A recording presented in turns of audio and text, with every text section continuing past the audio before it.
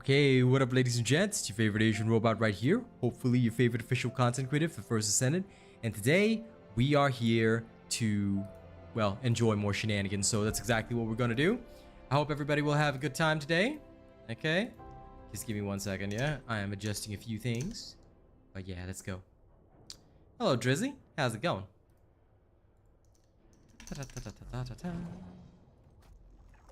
Time to go test stuff.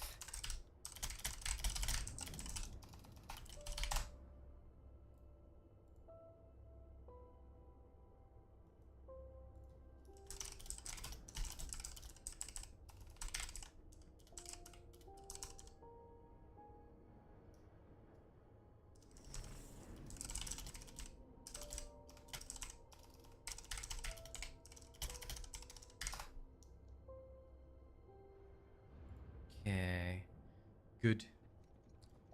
Yes, indeed. It'll keep me warm. For a while, at least. Now...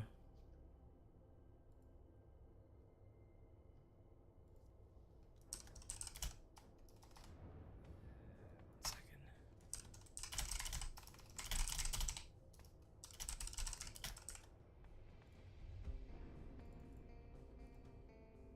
Okay, let me tweet. There we go.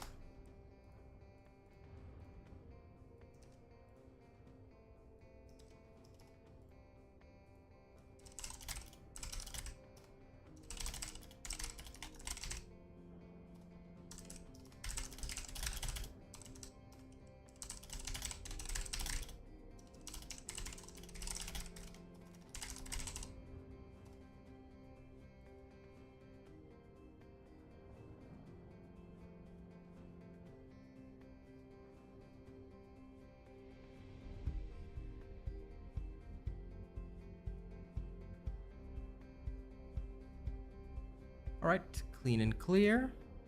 Tweet completed. Hey, Lawbreaker. Saifuden, what up? Okay. Looks like we're pretty much settled across the board. Now, let us begin the shenanigans. Okie dokie day. Alright, did I finish what I wanted to finish yesterday? The answer is yes, I technically did. I still got some more supply coins to get, but I'm gonna get them tomorrow morning. First and foremost, I need to go and open up another catalyst. Get that sorted out. I gotta save up cats before the day. If there's something you need, you'll need to pay. Man, time is truly running out.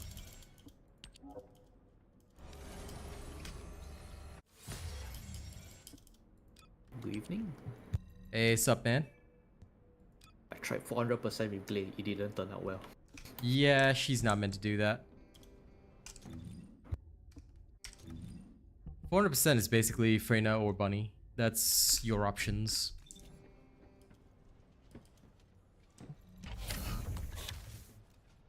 Okay. Ability. Brings it to... it'll be a 50% chance. Okay, that's fine. Not as good as I want it to be, but that's okay, I guess. Alright.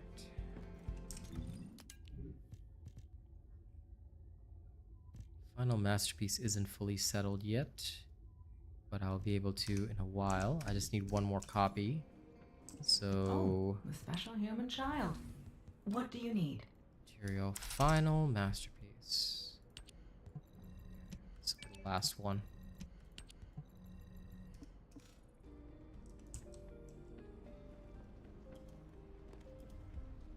First thing I'm gonna do today is go farm some brains after I set up my phone and greet everybody. So hello Sam, Elon, Mohammed, Drizzy. Who's excited for Keelan? I'm sure the people that are excited for Keelan are excited for Keelan. I'm just gonna take it easy, because I will see and judge the Descendants as I always do after release. I don't like to prejudge, and certainly even if they reveal the skills of the Descendant, I have no interest in the reveal because I don't care what they say about the skill. I want to see it in the field. You know, because I need to see the actual stats of the skill. I need to see the actual modifiers. I think that that's going to be the most crucial thing. Because, like they did with Haley, I didn't really get a chance to... Now, Haley was a bit of an exception. But when we actually saw the modifiers, you know, eyeballs were popping. So, I definitely think that I'm going to wait on this one. Because as much as I want to be excited for it early, I know that too much early excitement can be a bit wild. So I'm going to temper my expectations and keep it, you know, 300. All right. Also, sorry about the live chat. Trying different positions and moving stuff around, but I just realized that there's a bit of an issue with it. I need to shift it slightly.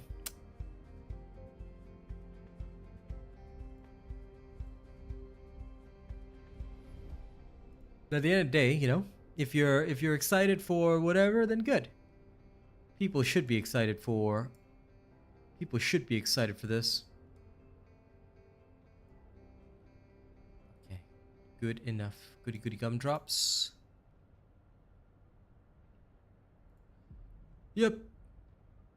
I will definitely be letting you know as soon as I get my hands on him. See, the only problem is that I'm so debating if I should like try and do like long ass hours on the first day, because I know the very next day Path of Exile 2 releases, so I'm gonna be there as well. I'm gonna be like basically on both, so it's gonna be very interesting for me.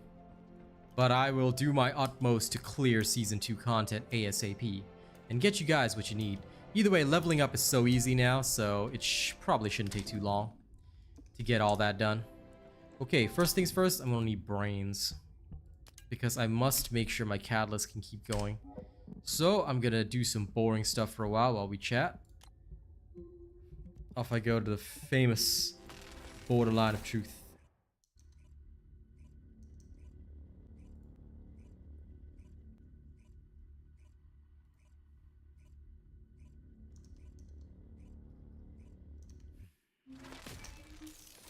This place. This is the place where everybody just bums around. The one true bum location.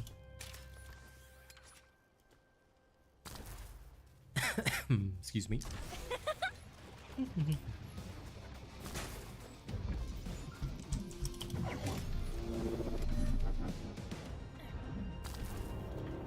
Yep, unfortunately, Bruce, there is always a need for brains.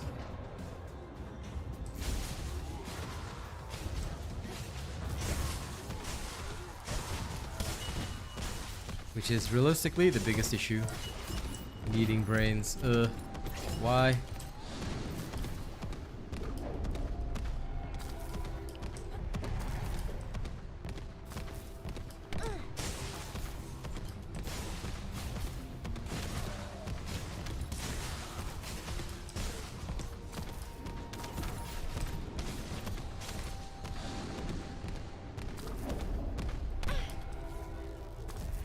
I'm here every day, Agatha. I mean, sometimes I might be playing a different game, but hey, I'm here almost every day. That's how we roll, you know? That's how we roll.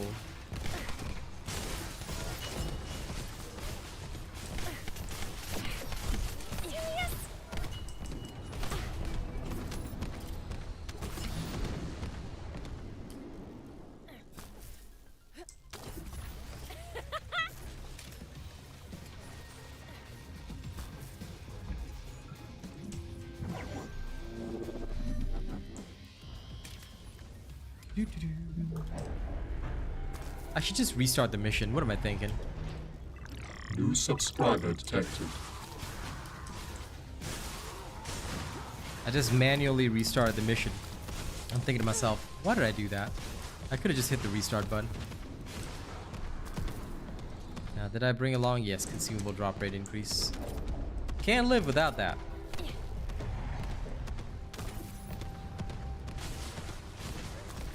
Consumable drop rate increase is your friend. Always have it. Or else without it, you'll be sad. In the meantime, ladies and gents, don't forget to like and share the stream as you always should. Right? The more people that do, the better. It would truly help me rise up. You know, now that I'm back and I'm making like at least 2 catalysts per day, I forget how quickly you can burn through brains. You know? Every few days I gotta go and farm more. I forgot that today was the day. And I was like, now I have to sit around and do this.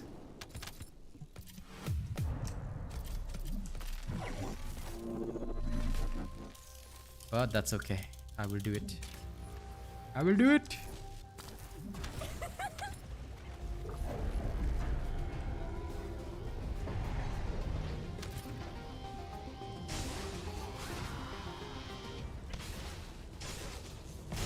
Zap, zap, zap.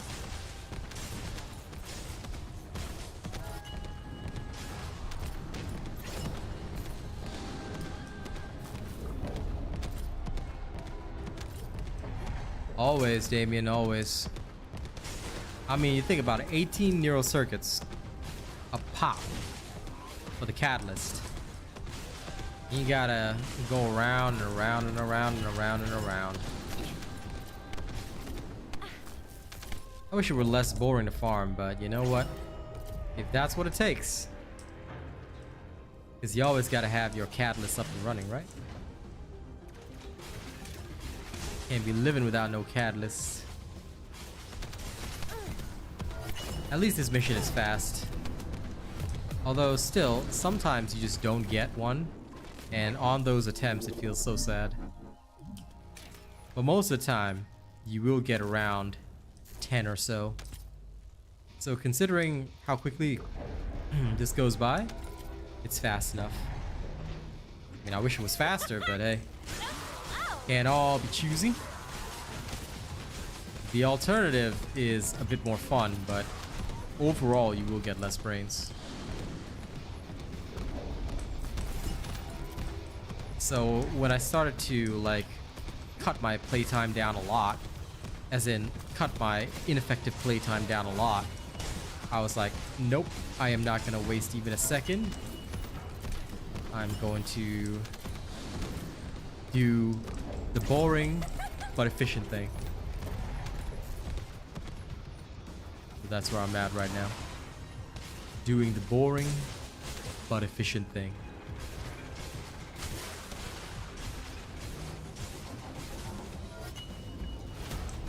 Yes. Yes, brains. Yeah, 12 brains there was really good. When I see 12 brains, I say that's a really good run.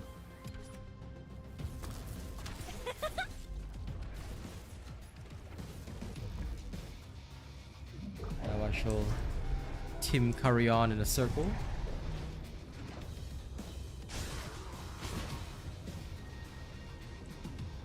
Adjust my chat. There we are. Tomorrow's a full day of TFD though. I can't wait. Tomorrow morning I'm gonna finish my challenges. Tonight I've got to test something with Clay.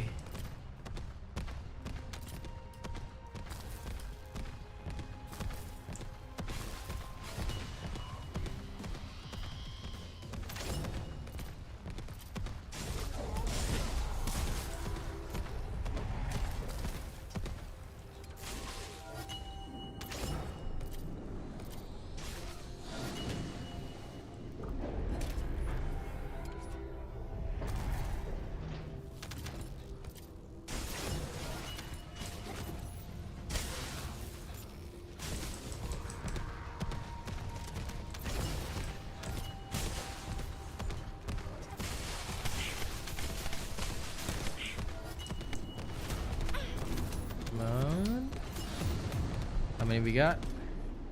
10. Okay, good enough.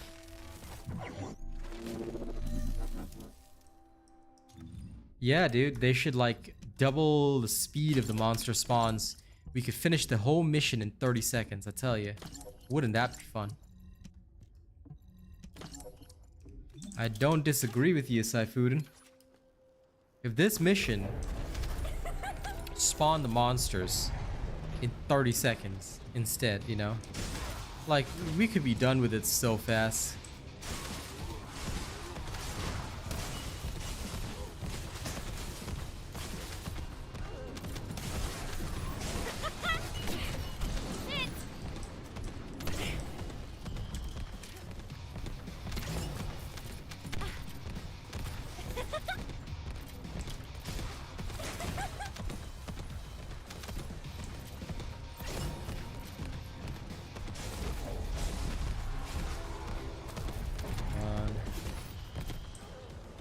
Switching over to tracking.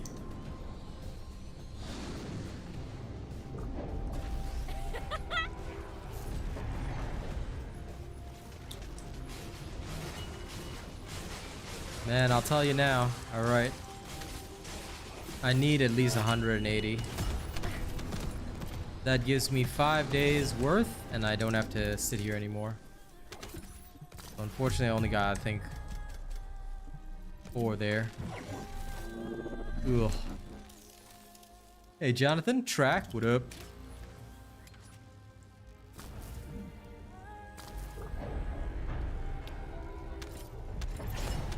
I'm doing my regular brain farm. And being emotionally traumatized.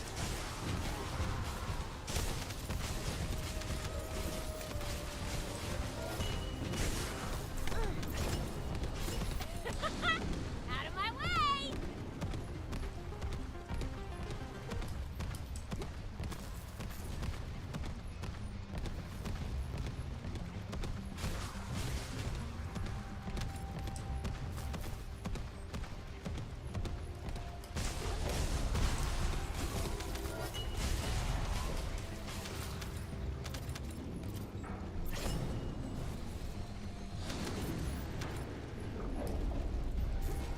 Nice track.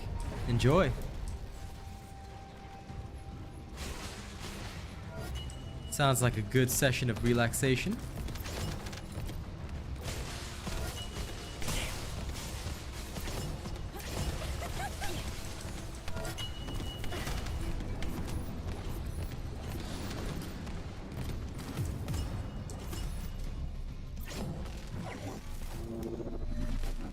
Hey, Fisher. How's it going? I hope you're doing good. Now, the gun is just to help me run faster. That's it.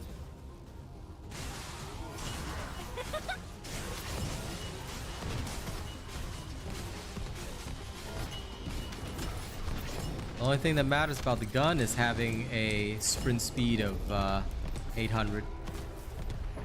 Okay, I don't think I'm going to be able to get to 180 without dying of boredom. So what I'm going to do is I'm just going to get like maybe 100 plus neural circuits. I think I'll leave it there. Can farm in small drips and draps instead. I think if I try for 180, I'm going to go insane in my brain. I mean, sure, like I said, it's only 1 minute each time, but oof. I believe you slowly start to lose your mind when you do stuff like this.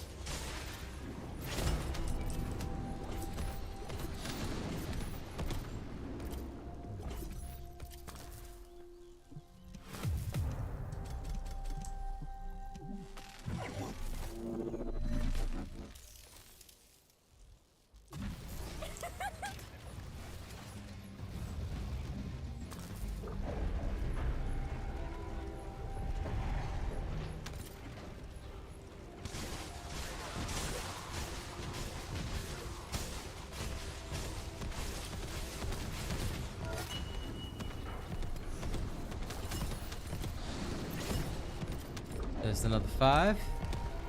I'll just try getting maybe, say, 130, 140-ish.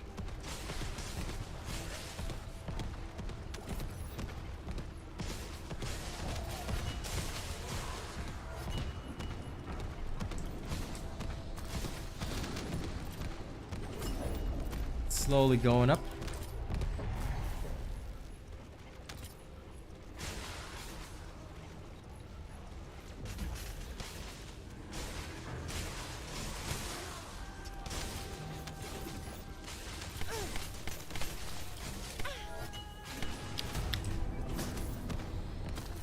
No. No drop from the big band. Damn. Damn.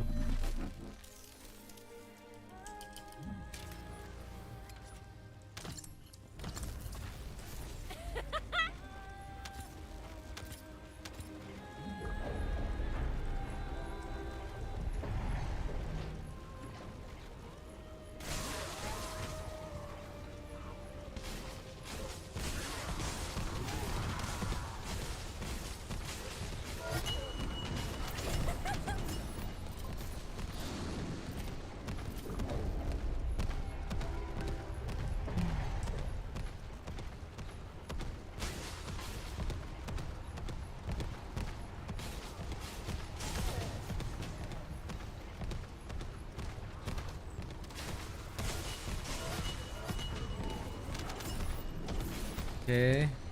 Now we at 107. All right. Slowly, steadily, creeping our way up there. Yeah. Getting there. Getting there.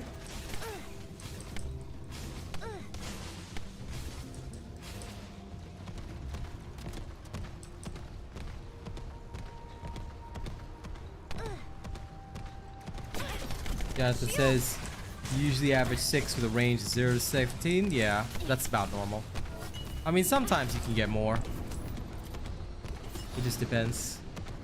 Yep, you will get sleepy.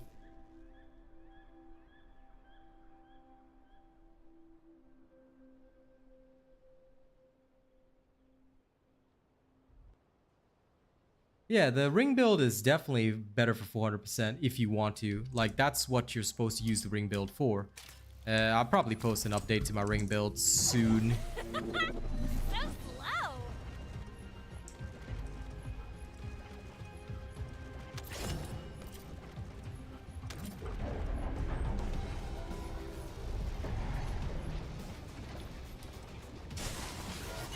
But yeah, you will get sleepy doing this. This is just like, for me, it's just like some random mental brain drain that I subject myself to. But we do it for the catalyst at the end of the day. Yeah, I'll post it tomorrow. I'll post it for you guys tomorrow. It's, I mean, obviously its purpose is just to be able to farm most of the 400%, so it is all good.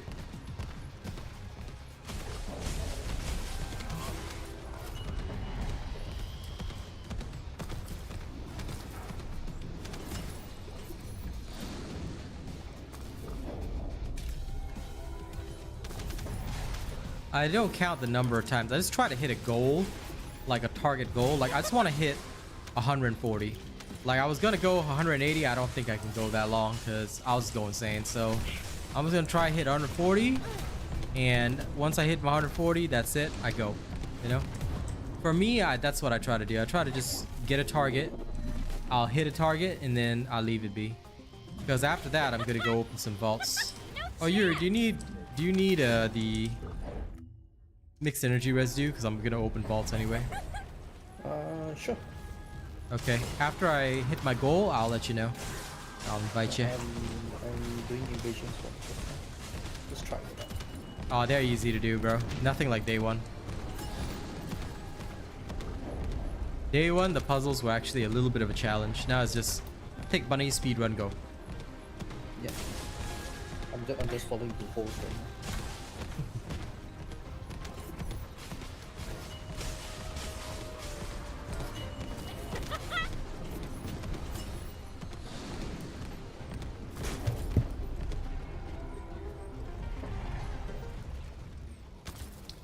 No worries, Jonathan. Thank you for leaving stream up. As for the rest of you, don't forget to like and share the stream if you haven't already. And of course, if you haven't yet chosen me as your creator, please make sure you do so. Alright, the more support I get, the more I can do.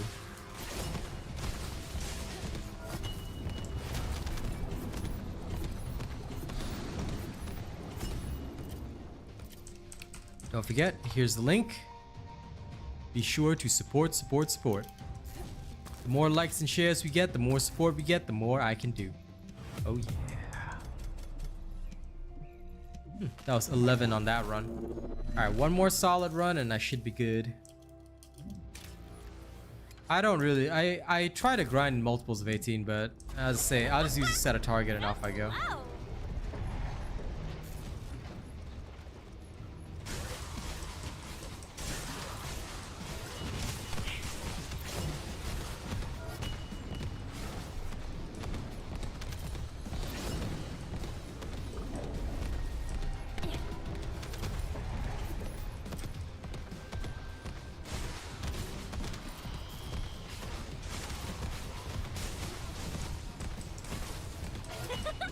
Out of my way!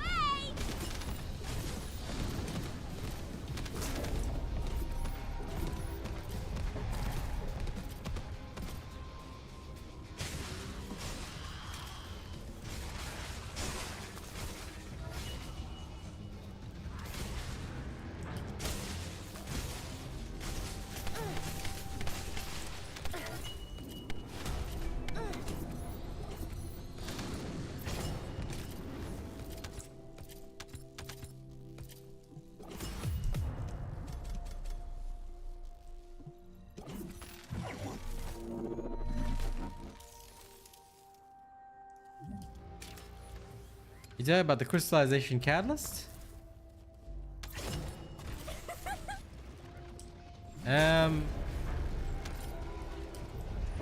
For the catalyst blueprints, the easiest way is to always just do the infiltrations, because you can just immediately kill whatever boss you have to open the amorphous at. I mean, if you talk about infiltrating outposts, you can do that too. The choice is realistically yours. Some people who can't kill colossi fast will prefer to use infiltrations, but realistically speaking, I always go for the colossi because they are easy to deal with, especially if you already have Haley.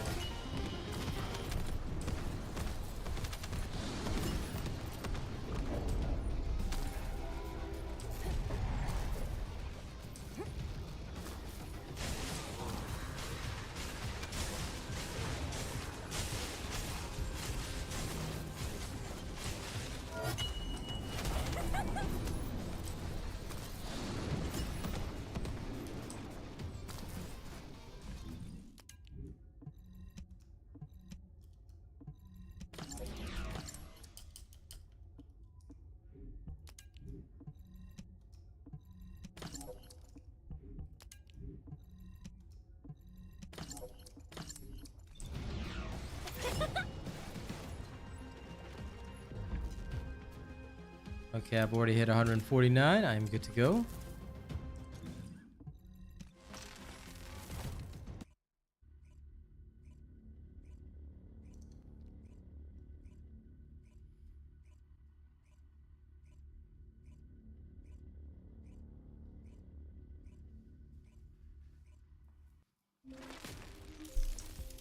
All right.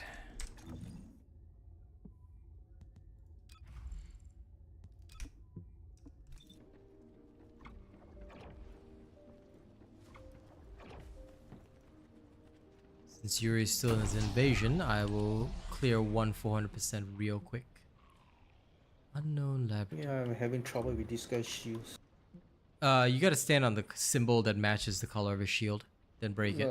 No, he just has a lot of shields. So. You got your enduring legacy? What's that? Oh, I'm using bunny. I'll need to switch to it. Yeah, you'll need to bring along an enduring legacy if you want to kill those bosses fast.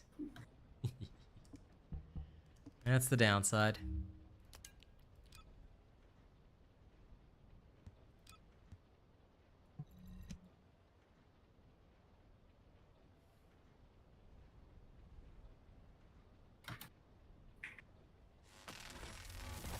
Now, for those that asked about crystallization catalyst, I mean, you can select your reward accordingly, but what I'll normally do is I'll just go to the 400% for whichever one the day is. You clear 5 runs, all right? And that'll take you about 20-30 minutes, depending on the speed of your build. Get out of the way! Oh no. Lol. Okay. Don't take that into account, where my bunny slams into a random pipe.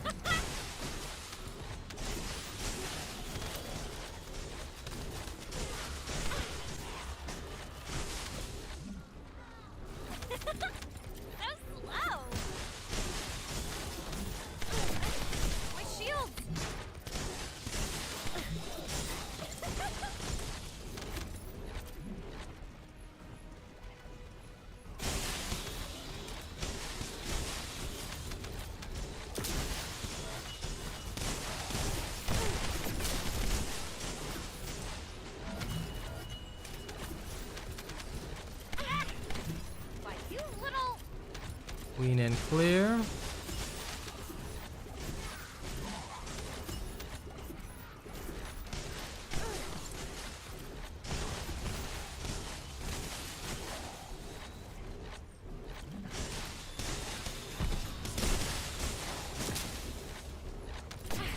My shields! He did good.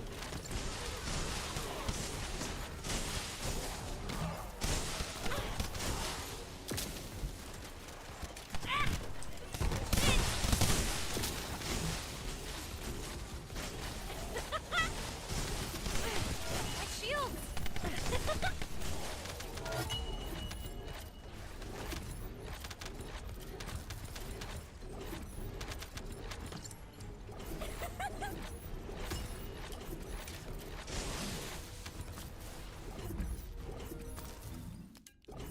Go.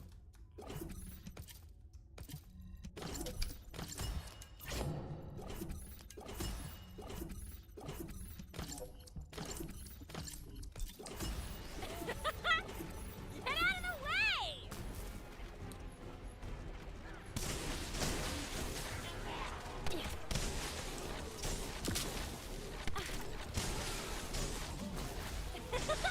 Out of my way! Get out of the way! Serious?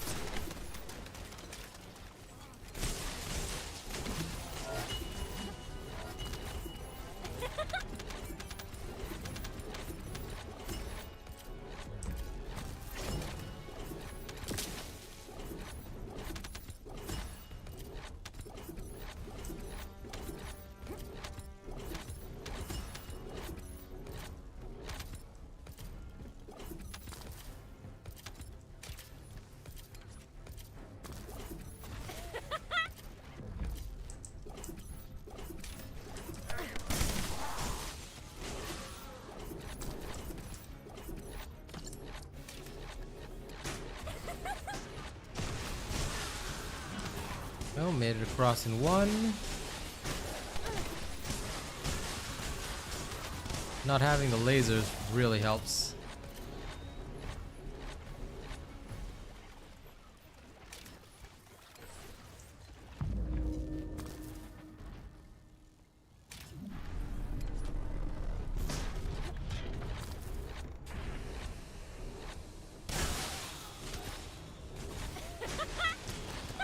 No chance!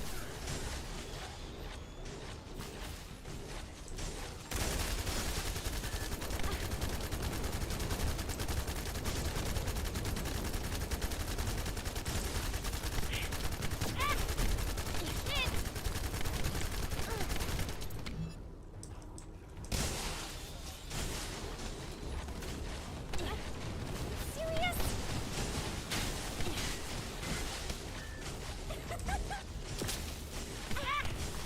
My shields! Serious?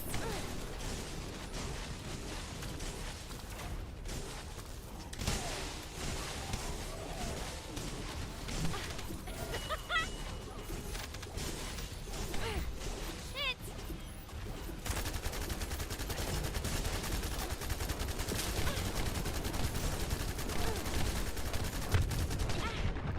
Damn! There we go.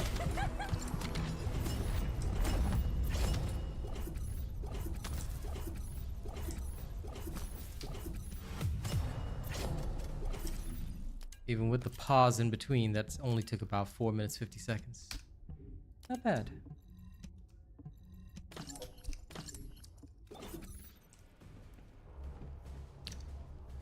Give me a second. I'm gonna tweak a couple things.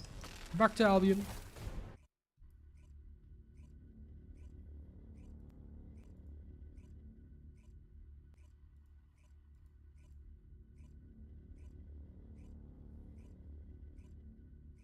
Hello, Luffy Smile. Hidoi, what up?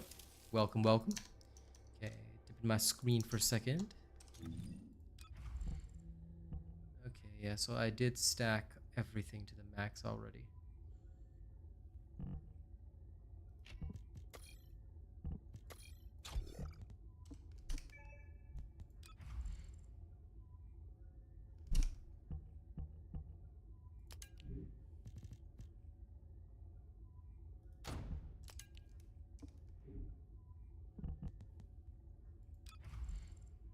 this change. Yep, okay, this makes it perfect. Then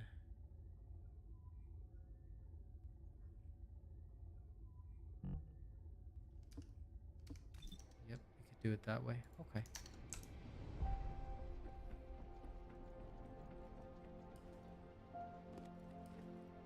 All right. Again. Same thing. Let's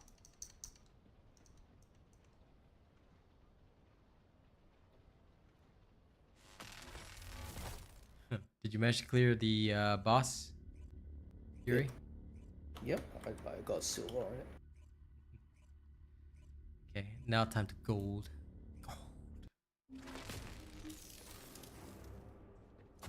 Get out of the way!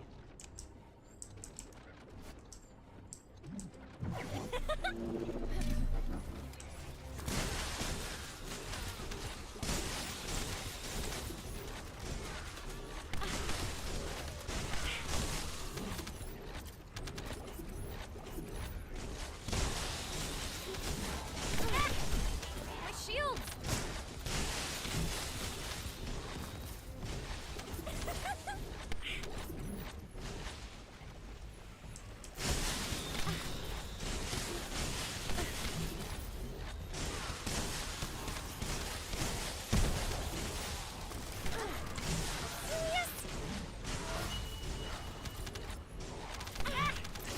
Why, you little...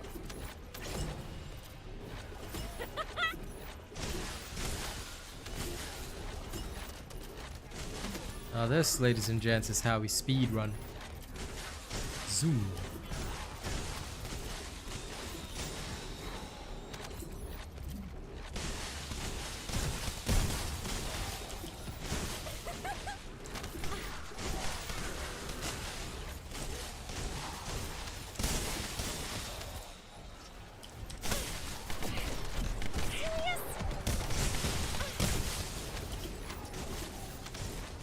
Keep in mind that Bunny's ring, okay, has unlimited targeting, unlike high voltage, which is limited. So because of that, you can, like you're seeing here, literally just go over an entire horde, and every single one of them is going to take the same amount of damage. Alright? So do be aware of that. It is one of the benefits of this style of play. And it's one of the main reasons why we don't use high voltage for 400%. You gotta be using the ring. Because the ring, it doesn't matter how many targets there are, they're all gonna get zapped. There! Also, don't get overconfident and fall off the map like that, okay? I mean, you can, but it just doesn't look cool. And you have to slow down for a second. And slowing down is a no-no. Well, yeah, I absolutely love the ring simply because, I mean, while it doesn't spread and look super cool detonating enemies like Contagion does, realistically speaking, you do still get a fairly large, nasty AoE out of it. Out of my way!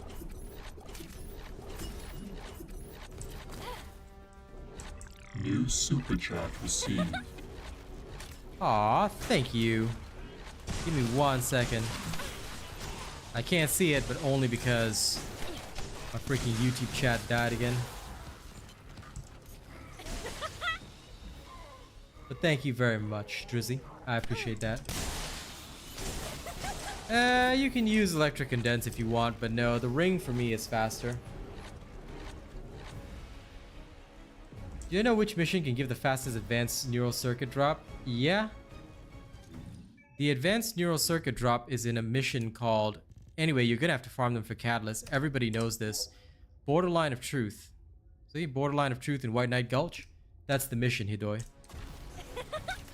Everybody should already know this. This is knowledge that, this is like the most basic knowledge in the game. So, neural circuits and the mixed energy residue are gonna be your two main sources of stuff.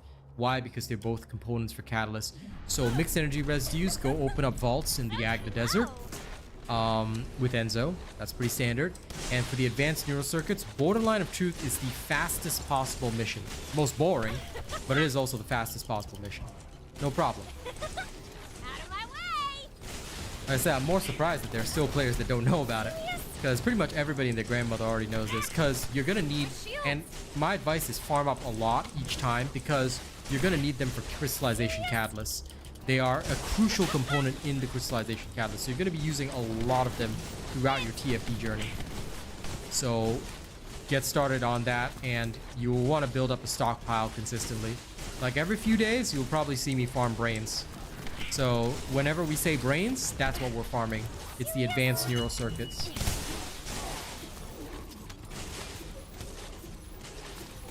No. There's no such thing as being new, Hidoi. Alright? Remember, as soon as you enter my channel, you must have downloaded all knowledge into your brain. How dare you not know anything? Failure to not know everything about the game. Sorry, failure to know everything about the game will mean execution. For you, your family, your entire bloodline, even your pets. They shall all be executed. Being new is a crime. Remember that. But yeah, basically build up a huge stockpile because basically you're going to rely on that mission a lot. So go there, get used to it, and start running it. However, you need to do it in hard mode. And if you have not already done so, make sure you, make sure you have you need a sensor with consumable drop rate increase. Without this, it's going to be a tougher journey. Hey, Azza. Get out of the way! Is your membership gone again? Damn. Hope you didn't lose your wallet again this time. Hey, Fred. I know, right? No, I shall be extra harsh with you now, Hidoi. Remember that being new and breathing is a crime. Out of my way! Being in my presence is also a crime. In fact, existing alone is a crime. Yes, shame to the whole family. But honestly, it's fine. Just make sure you get it done, and don't forget your consumable drop rate sensor. A sensor with a consumable drop rate is very important. Detected. Always the cow, Track. Always the cow.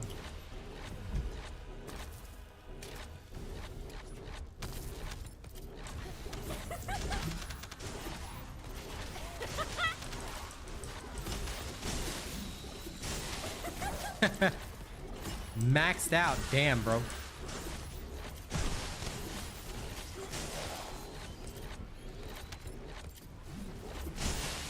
What the heck have you been spending on? Has to be wildin'. He getting his new AP.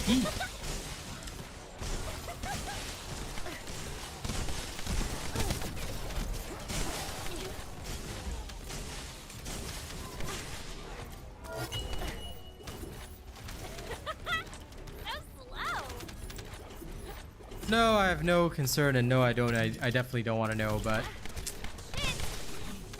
I have never once maxed out spending, so damn. I respect it.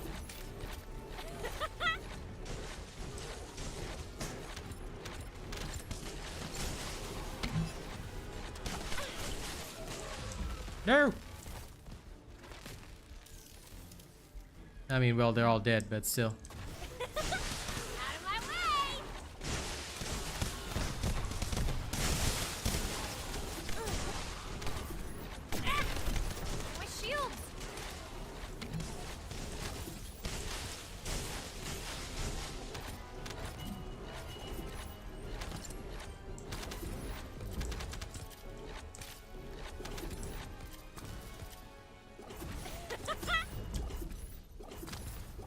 Oh. Pull up again.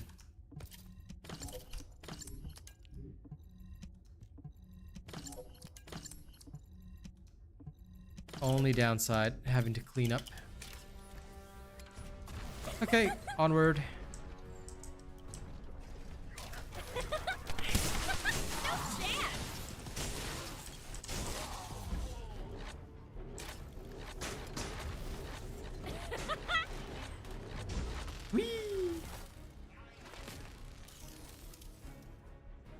so-called cheap way.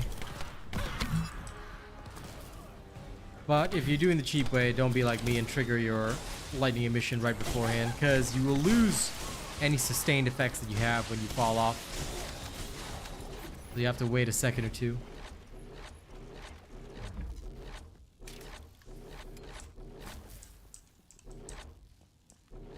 Wait, what does Hidoi have to... What does his username have to do with that?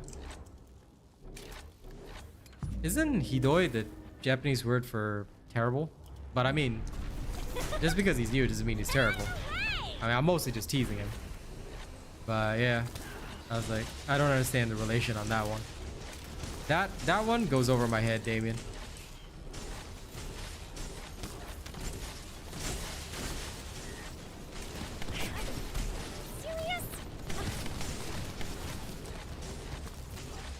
Fastest enduring legacy farm. There's no fastest farm, dude.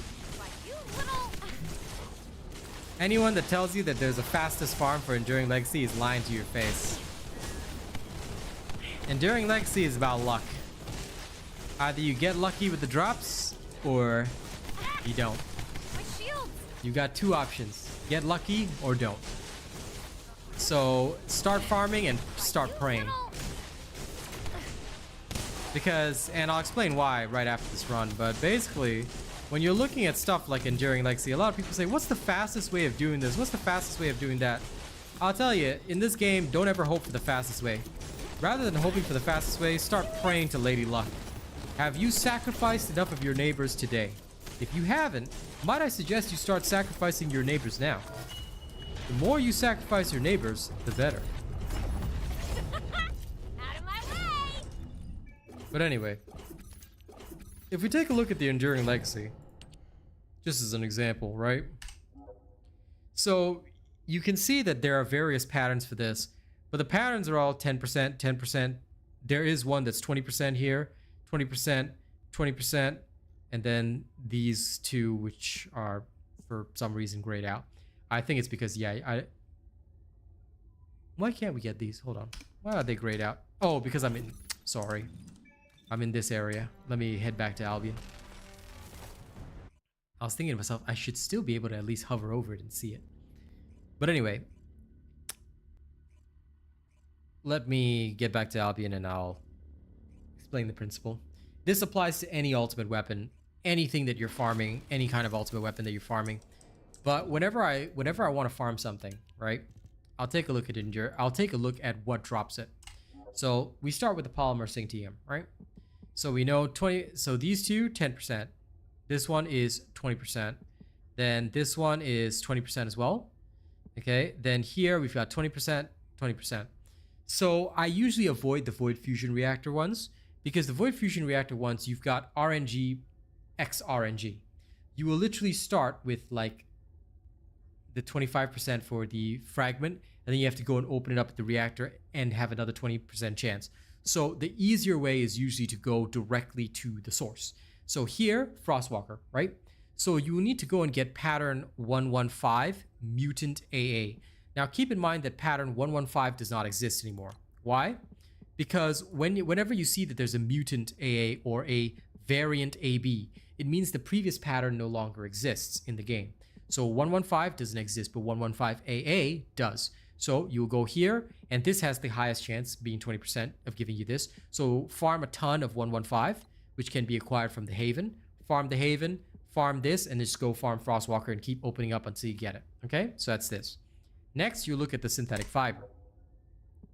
You do the same thing. 6%, 32%, 32%, 32%, 32%. So your choices are Dead Bride, Devourer, Deathstalker, Molten Fortress. Obviously, the best choice here would be Devourer because he is the easiest. So you check, 78 is still available. You go to the shelter, clear that. There you go. All right. Then you apply, and you see in the principle, this is how you can find the fastest way to farm anything in the game. Doesn't matter what it is. You don't have to ask a streamer. You can actually do it yourself just by checking these. Again, let's look at the nanotube. 6%, 32%, 32%, 32%, 32%, right? And if you look here, there are, this one is Void Fusion Reactor, but Pyromaniac, Mutant AA is a boss, right? So you will probably want to go to the infiltration, which is the chapel. To clear that, you'll get a ton of the nanotubes. So there you go. Of course, it's still a luck and chance drop being 32%, but you'll be able to get it, right? Okay. Next, the blueprint. Now for the blueprint, 10%, 10%, 10%, 10%, 10%, 10%. So across the board, all 10%, doesn't matter what you do. Hey, Raphael. So what is the easiest way? Again, you probably don't want to hit the reactors unless you really, really have to, right? So since you don't want to hit the reactors, Swamp Walker, Death Stalker, Executioner. These are your choices, right? The easiest one would obviously be Executioner. So as boring as it is, you can do Slumber Valley, repeat that a couple dozen times, and just keep going for the 10%, going for the 10%. If you get additional stabilizers, that can help your drop rate a little bit. So you can try with that. If you get bored, you can try some Swamp Walker. Okay. I used to basically alternate between the two. Whenever I get bored of one, I do the other. And then that's how I got all my blueprints. So the blueprint is probably going to be the toughest out of all of these because it's the lowest drop rate at 10%. But once you get enough of them, you're good to go. All right. So whenever you want to farm something fast, what you need to do is look at access info, look at the relative drop rates of each item, and you're pretty much good to go. That's how you can farm anything in the game. Doesn't really matter what it is. That's how you figure out how to farm it fast. Now, of course, this mostly applies to when we talk about like ultimate weapons and stuff like that. That's where you will mostly apply this technique. This technique doesn't really work so well when we're talking about like basic materials, like for example, the brains and things like that, which is why, yes, for those, I do share specific farms and stuff like that, because at the end of the day, the specific farms, you have to know the location where they so-called drop the most. So yeah, okay. Hopefully that information helps, and that should help those of you that want to farm anything. Doesn't matter what weapon it is, doesn't matter what descendant it is, same assessment process.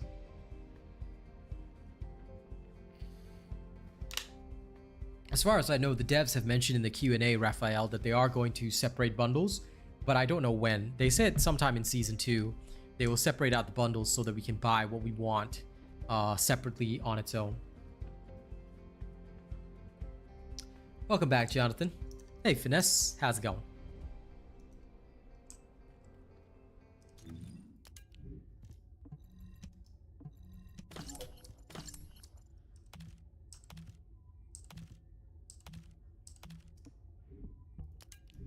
No problemo. This is a game where once you understand the basic principle, everything is good to go. Okay. I am now going to go get my energy. Yuri, would you like to come along? Yeah, sure. Okay. I'm just gonna go pick up some from the vaults.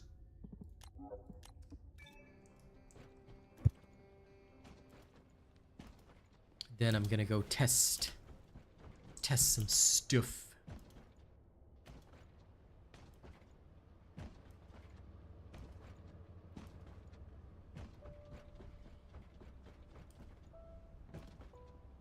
I'm always doing well, Finesse. Never a problem here.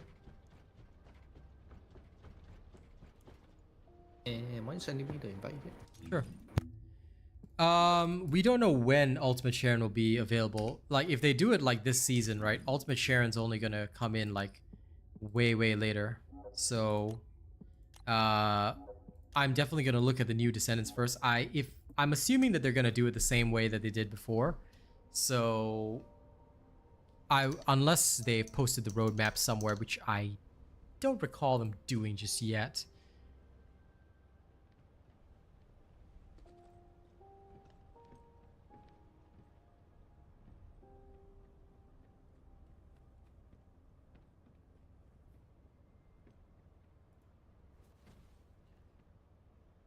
I think they'll give us a bit more information coming up to the date, but checking their tweets and everything.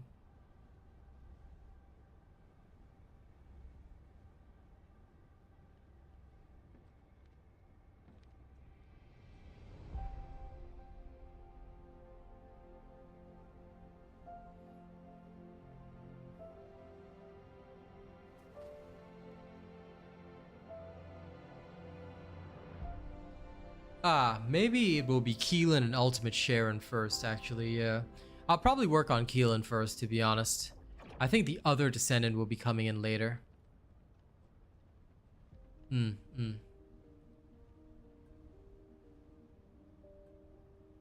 Haven't seen the roadmap just yet.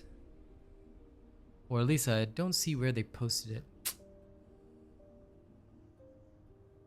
Yeah, so I think the other Descendant will be the one that drops mid-season, which is fair. I think so, because they seem to be suggesting that it's going to be Keelan and Ultimate Sharon on December 5th. They did not mention the other Descendant at all. So I think they're going to drop Keelan and Ultimate Sharon first, and then drop the other Descendant mid-season, which appears to be how they want to do it. Well, Raphael, it's okay if your credit card's shaking. Just make sure that you've registered to support me first. If there is a roadmap, I don't see it. So would you mind sharing it with me then, if you can find it, because I cannot find it here. I do not see the roadmap anywhere. Oh, it's in the Q&A. Yeah, I'm waiting for them to put out one in like the patch notes like they did before, so I can actually show people as well. Because if they put it out in the Q&A, not a lot of people will track that channel. Which is why I'm very happy with that channel, but at the same time, it's so hard because, like, yeah, we're always waiting for information to come out in an official notice. So it's coming in drips and drabs in the Q&A, which I don't like. But hopefully they will just share a big one with everybody so that everybody knows clearly when stuff is coming. But fair, thank you. I appreciate that. But yeah, for those of you that haven't yet chosen me as your creator, please make sure to do so before spending with your credit cards, all right? It is free, and you will be helping the content, all right? Especially if you enjoy this channel, you enjoy the streams. Hit that link right there. That's all you got to do. You just hit that link roughly every month, and you are able to support me without any additional cost to yourself. Nothing like that. Spend freely, all right? It'll just help me keep the channel going and help me do stuff, well, do more stuff for you guys. Okay, let's go pick up some energy.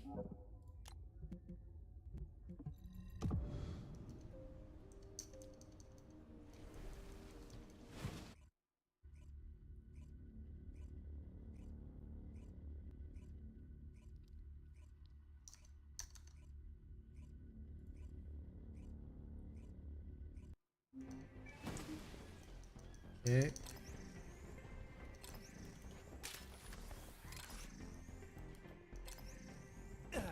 This one looks like an oh. It's back there. It's back there.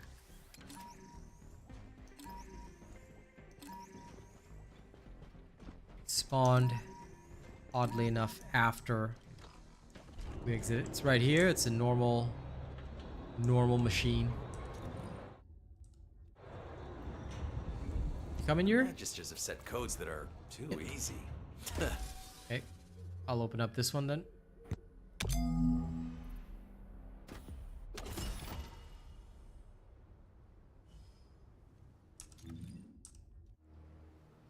It's down here. Okay.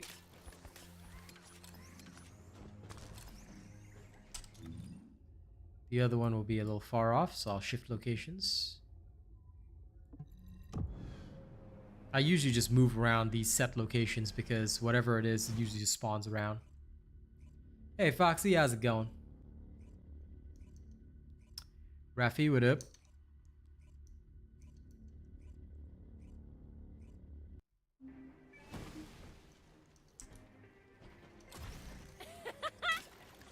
No chance.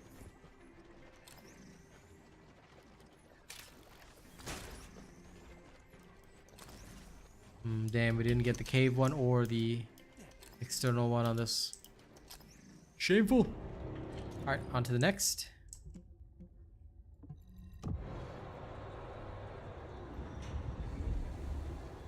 I usually don't bother with the other locations. If it's not there, I'll come back later.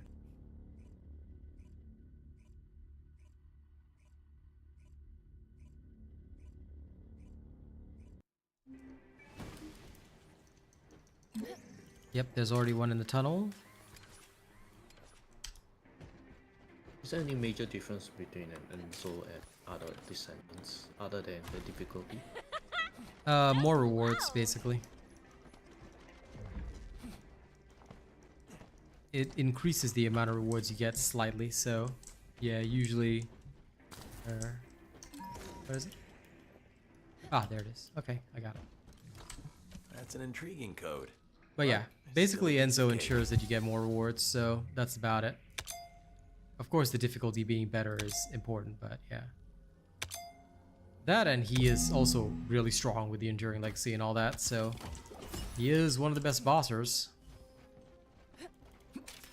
I realize I don't have Enduring Legacy. No.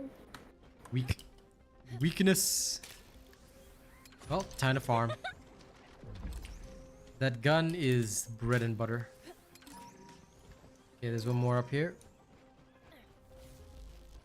Because once you have it, basically everything just dies.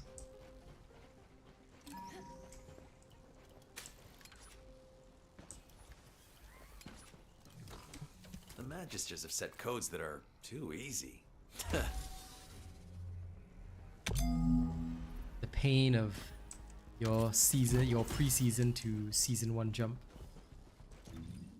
Okay. I'll head to the mining site now.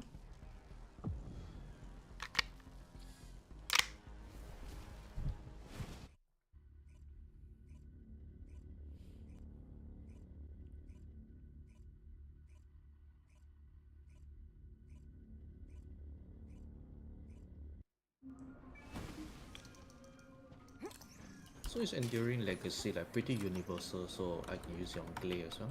It's usable on every Descendant, yes. I've got 3 builds for the Enduring Legacy, one specifically for Glay as well to maximize their damage, but yeah. And if you want to go far enough, you can even put, like, although it will cost you some extra catalyst, you can go put, like, all elements on it if you want to. Since we can now multi-slot. Okay, this one did not spawn. On to the next.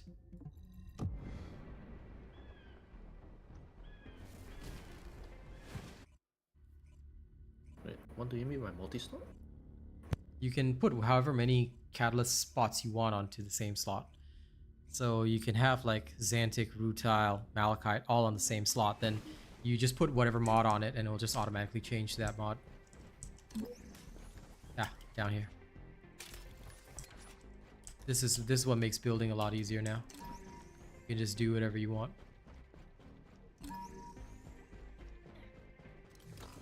That's an intriguing code, but it's still a piece of cake.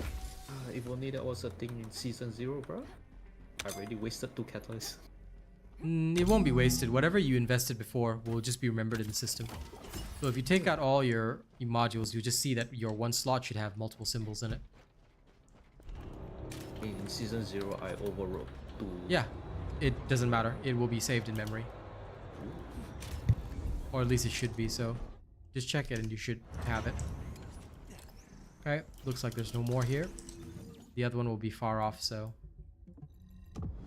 The million waste.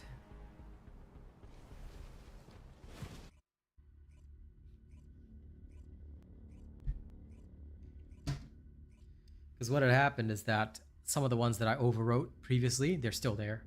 So the devs are very, very committed to never screwing us over.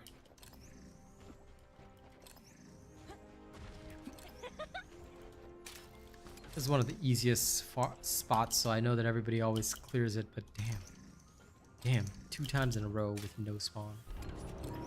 Oh wait, there's one over there. It's a small one, I'll do it. Okay, sure.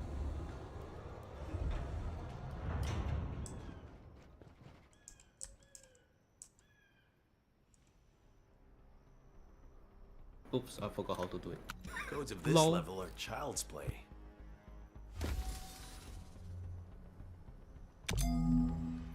Just hit the button in the blue area. That's it.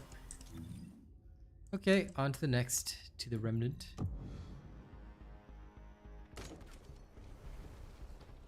So some people have asked me about Vault hunting in the past. This is basically how I do it. I don't waste time. I just go in and grab it. Thanks, Haza.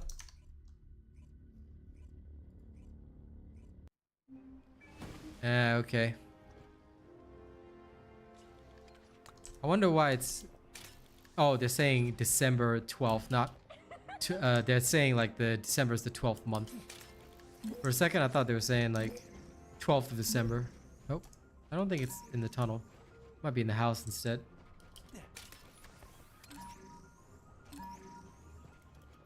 Yeah, it's in the ruined house.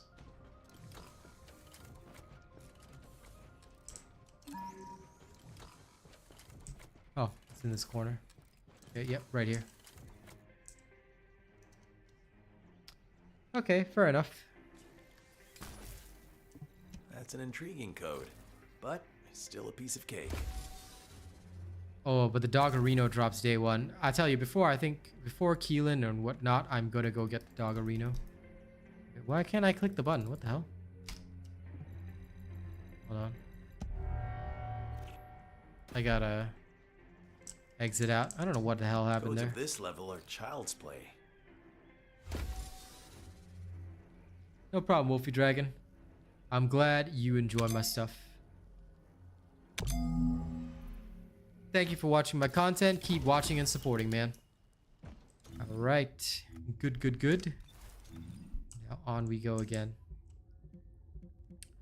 Next to the mining site. I believe Rafi was just greeting you.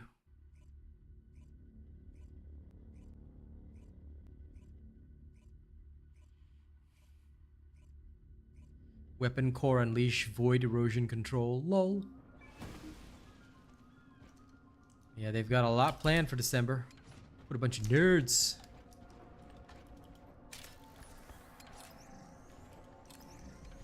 Damn,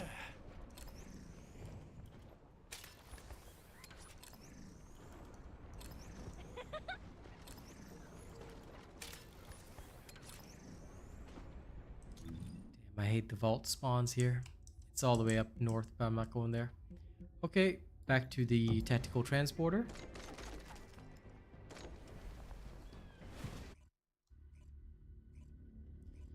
Yeah, they seem to be like, I mean, they definitely are planning on a February drop as well, but which is nice, but yeah. I can see and understand their system. All right.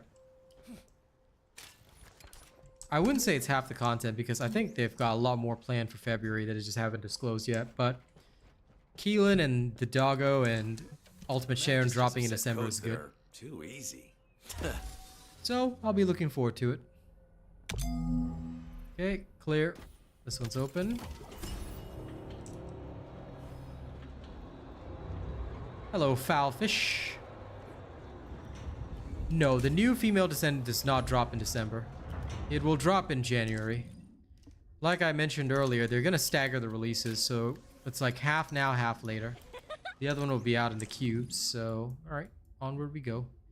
Back to the Vermilion Waste and fingers crossed.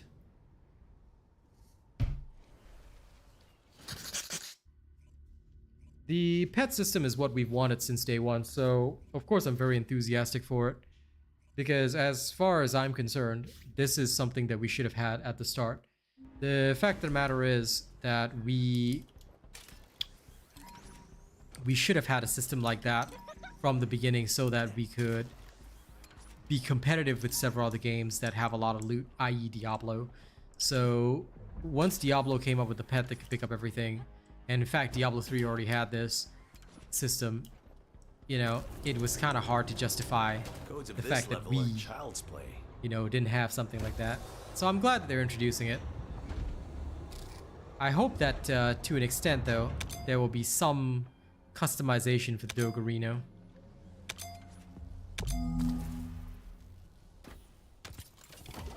I know you're late, AK Venom. How dare you be late? How dare you not watch every single second of my stream? Shameful. But yeah, the new pet system is definitely going to be a good one. At least in my opinion.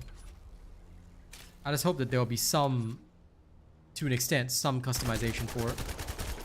Because I think what made, at least when they first came out, Kubrows so popular in Warframe was that you could breed them and get all sorts of different patterns. And I remember selling patterns for like tons of platinum back then. So yeah. That's an intriguing code. but still a piece of cake.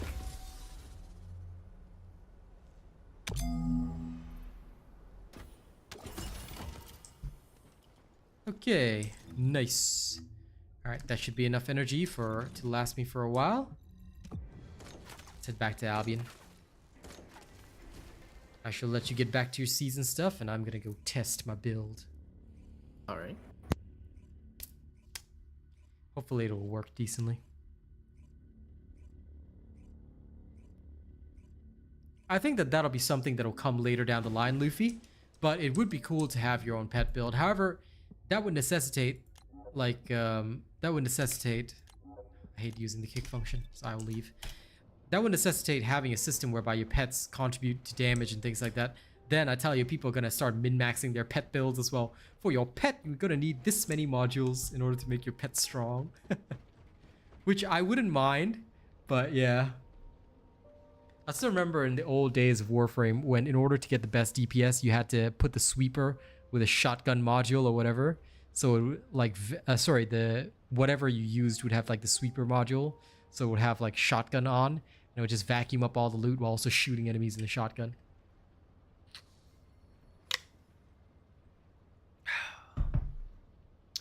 University is only the start of your struggles, man. So you wanna do absolutely stunningly. You gotta immediately get used to university. Make sure that you can handle it with your eyes closed, and then yeah, because once you start working, it gets even worse. There's a lot about memes about how working is easier. I'll tell you, no. Not if you want to climb. You can believe me on that. Alright, now I'm going to switch over to Glay. Let's try something new.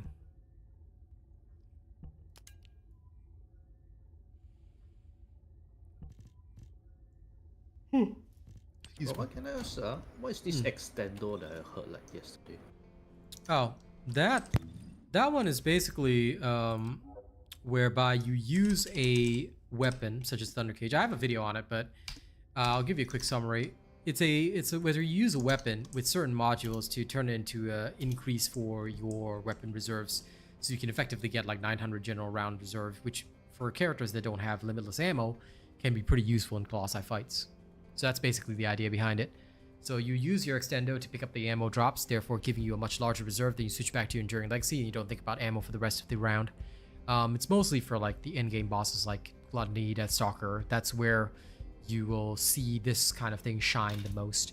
Early game, you don't really need it very much, but it's just a cool trick that some people like to pull off, especially if they end up team fighting a lot. But yeah, you can just check the video on it. You don't need to watch the fights because I know you know how to handle fights, so you can just watch the early part and it just explains everything, and you should be good to go. Track was the first one to actually come up with it, or rather he was the one that like experimented with it and said, hey, you can do this, and I was like, okay. So I applied it, tried it out. I said, pretty useful.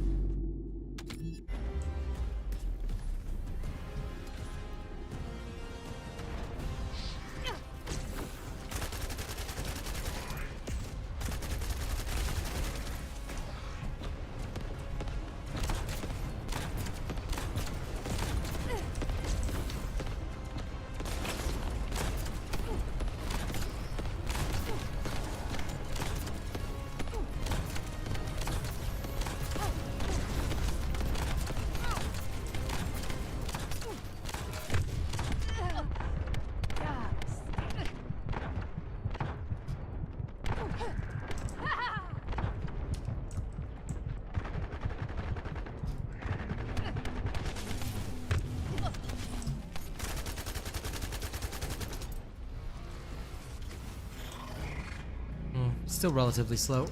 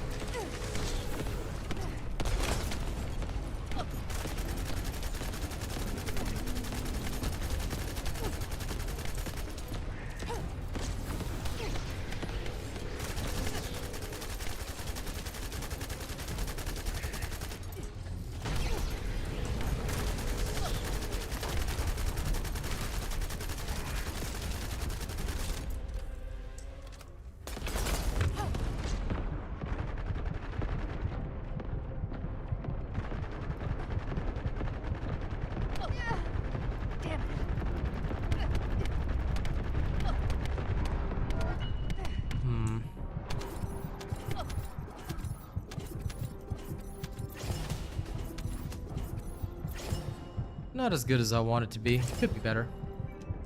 We'll see.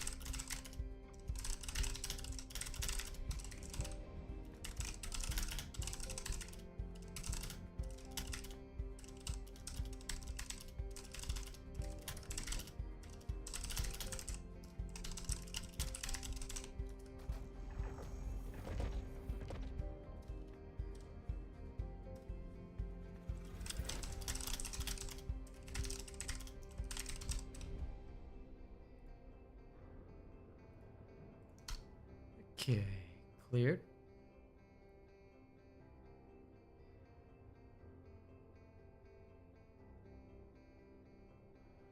Hitting the back piece is basically just spamming Enduring Legacy at it. It is in a bit of a tough spot to hit, especially solo. But yeah, I'm just gonna see how this holds up in some solo combat, then maybe I'll do some team combat later. But we'll see. We will see.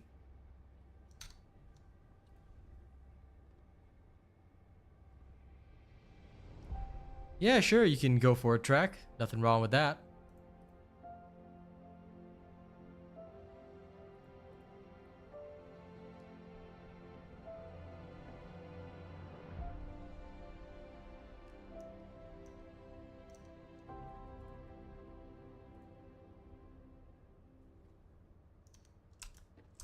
I am analyzing the void paradox. Okay.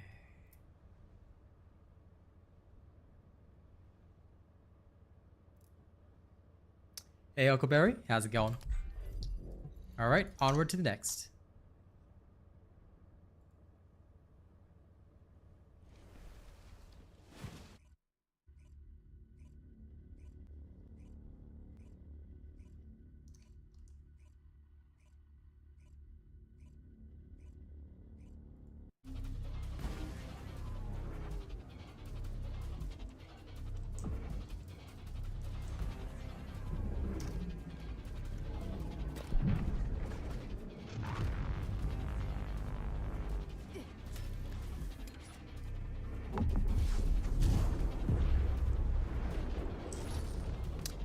Thanks, Raphael. As you should. Make sure to do it every month, alright? Especially if you're enjoying the content. It is a big help.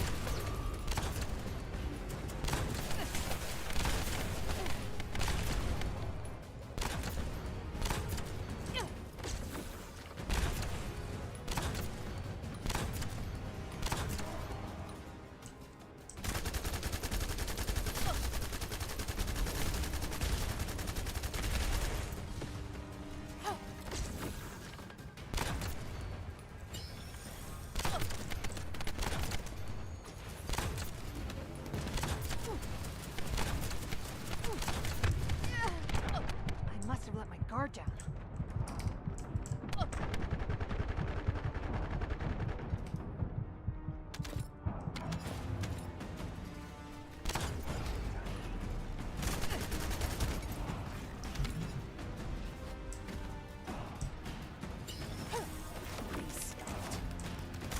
Oops. Didn't need to do that.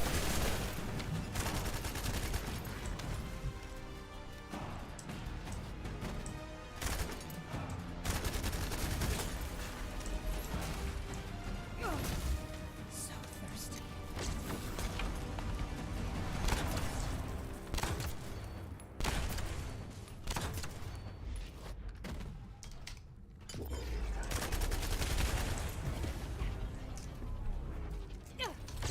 Feel the hands of death.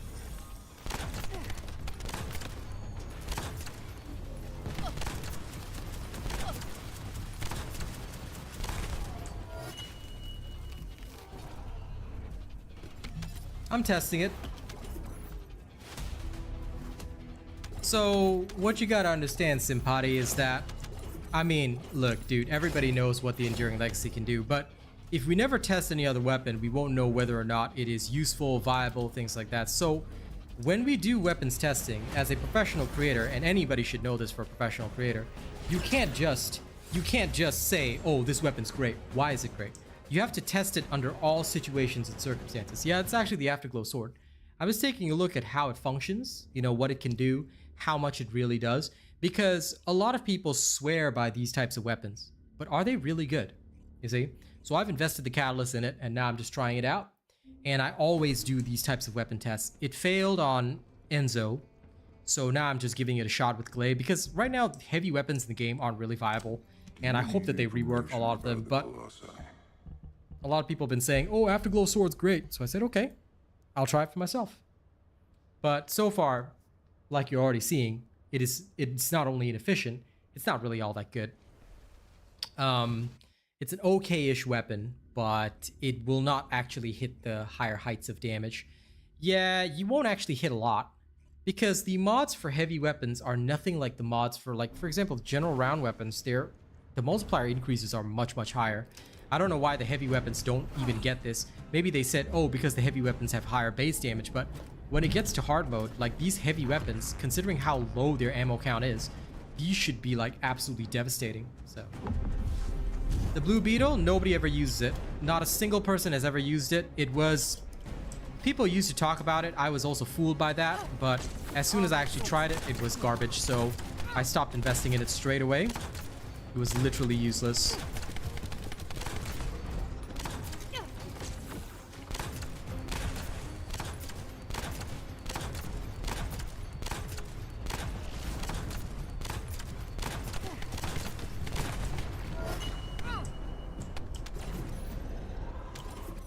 The only thing I can even borderline 360 no scope is freaking Devourer. Devourer has lower defense though. Don't forget that. Devourer's defense is obscenely low. I mean, this is literally... Nah, Devourer is not a test. Okay, guys, what you gotta understand, right, is that don't ever look at just one round and say, this is inefficient against this. Oh, this is efficient against that. Weapons don't work that way. If a weapon works, that means it kills every single thing from A to Z perfectly.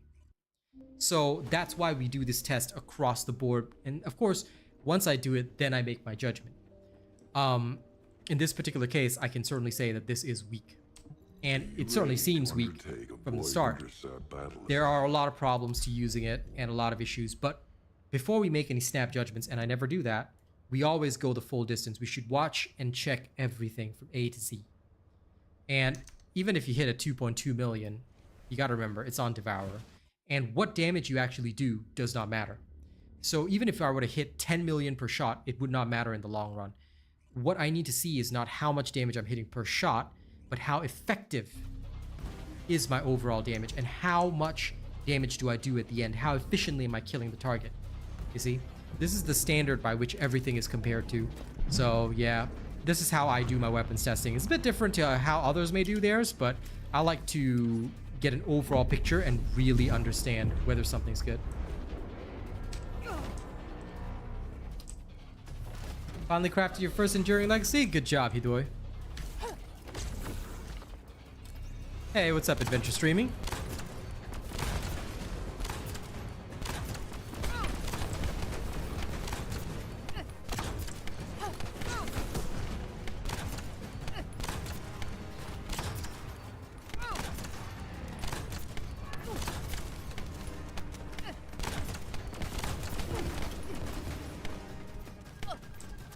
So I'll tell you right now, the biggest problem with this is trying to hit a weak spot. It is actually obscenely hard to do so with any consistency because the weak spots are relatively small. You have to wait for your shot. That's not really what you want to do.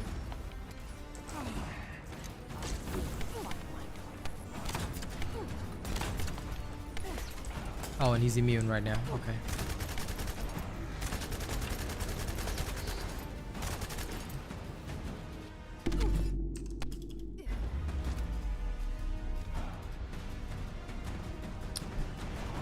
That's the thing. I mean, you could just use Haley against Pyro, which is fine, but you're not only gonna get very bored, but yeah, it's just like, you can't really just be stuck in one mindset as a creator. I believe that as a good creator, your audience is gonna demand knowledge, and if you want to seek knowledge, that means pushing yourself to test everything across the board. Rarely will you hear my answer be, I don't know. And in fact, there should be a limit to me saying I don't know for things. So that's why you'll see me testing across the board. But if you want to just use Haley for everything, or even just for Pyro alone, Sympathy, that's up to you. But again, I'm a professional. I can't just be one of those guys that says, oh yeah, just use this, and then never does any other work. Like, bro. No company's gonna hire me if that's the case. Once you're a content creator, you better have, well, at least in my professional opinion, you better have knowledge across the board. And of course, you better do testing across the board. Because your audience is gonna ask questions. And they're gonna ask you questions every single day.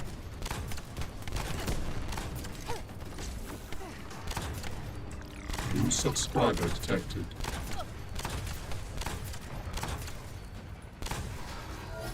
Can't exactly call myself the best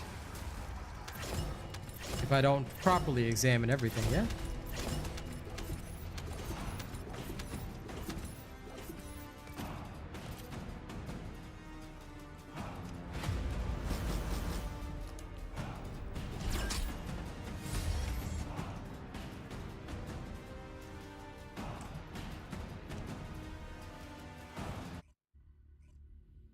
Yeah, you should bother with every single Descendant, Sonny. Every single Descendant that I've built, you build. If you want the most efficient pathway, just build everything that I've built.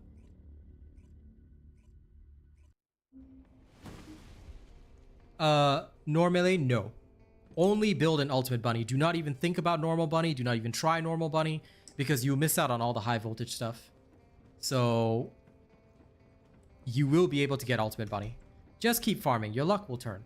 But don't ever have the weak mentality of saying, okay, should I try the regular Descendant? No, never do that. If an ultimate exists, go for the ultimate. If your luck is bad, farm something else and you'll feel like, you know, you'll feel better with that. Not really, Sympathy. There are only a few efficient combinations. So while there are an infinite number of combinations of mods, things like that, when you're looking at efficiency, there's only going to be so many. So it's not too difficult to experiment. And that's why we test across the board for a few different scenarios. And once we feel that it's comprehensive enough, we release that. So infinite combination of weapons, mods, and Descendants, that's why we're professionals. That's what we do for a living. We do the combinations so that other people don't have to. Simple.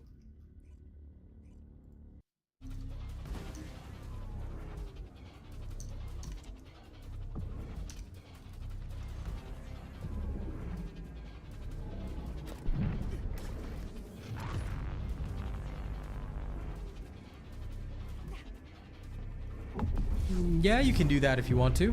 Nothing wrong with using the tickets for weapons that you may need.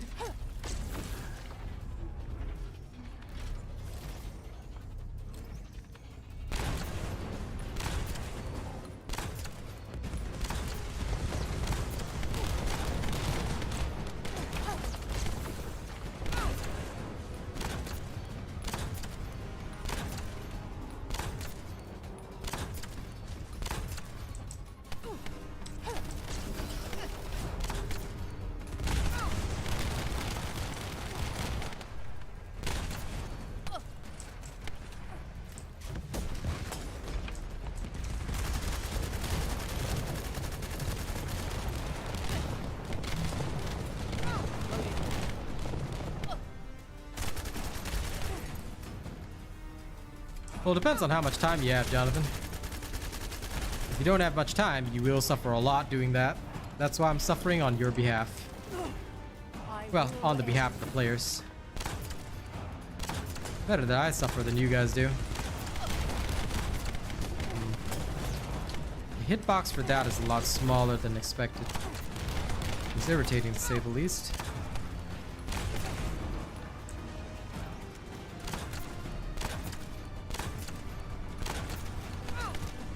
I think it has to be like the lower... I'm not wrong. Yeah, it has to be slightly lower. It is annoyingly difficult to hit, especially if he's moving around a lot.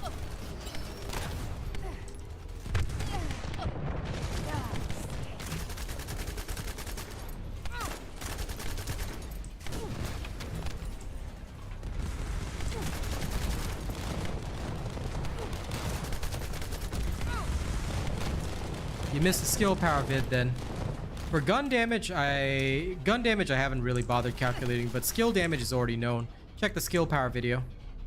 It explains the formula for getting your actual damage. However, you need to know the resistance level of the enemy, or rather the resistance percentage, which unfortunately is not known for Colossi, because you can only calculate a dummy variable, but without actually knowing the resistance of the Colossi, the specific resistance value of the Colossi, you cannot calculate your damage expression. However, theoretically, if you were willing to put in the effort, you could create the same spreadsheet that I have up to the dummy variable, and then you can manually determine the resistance of the specific Colossi. So for example, you'd have to fight against Swamp Walker, use your skills against Swamp Walker of a specific element, and then see how much damage you do versus the dummy variable, and you'll be able to calculate the resistance that they have. Therefore, if you change any modules, you will then be able to reverse engineer anything for that specific character. So you can check the skill power video if you want to see how we've done that. At the very least, this resistance value will be known for each of the legions, since you can do that in the laboratory. Only the Colossi would be a bit difficult because you have to go into the field. But once you determine the spreadsheet for yourself and create the spreadsheet for yourself, you're good to go.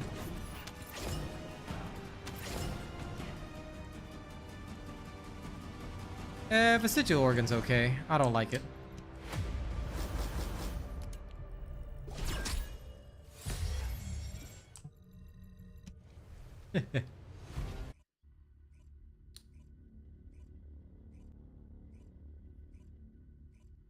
Well, I'm glad you don't consider it suffering, but for me it is, Jonathan. Because I'm the one that has to spend the catalyst and then test. Ugh, and when it doesn't work out, it sucks.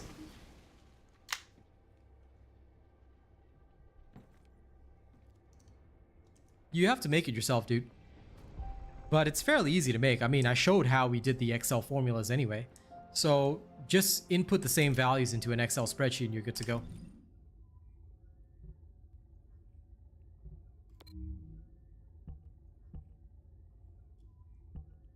I mean, just use Enduring Legacy, dude. If you really want to use Glaive for that.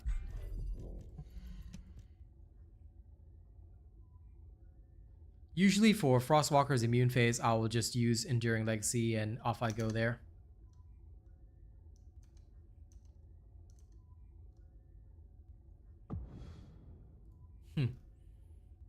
Then creating mine should be a simple task, since I only use relatively simple formulas.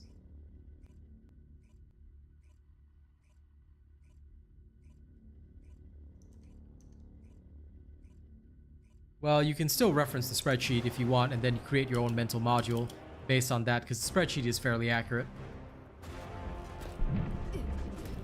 But yeah, up to you.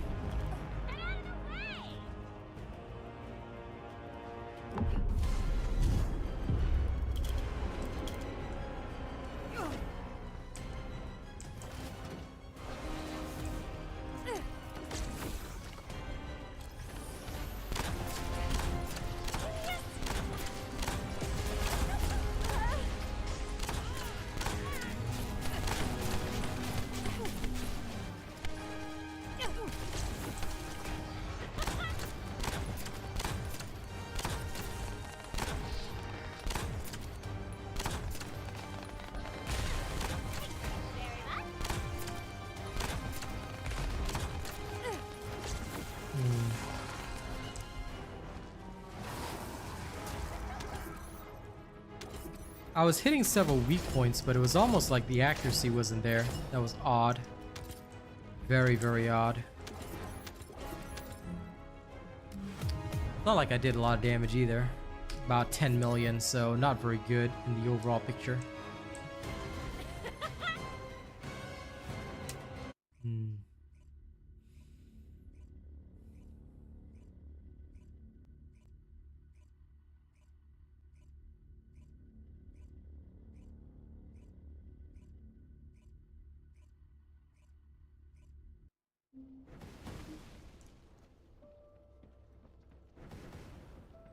Okay, Simpati.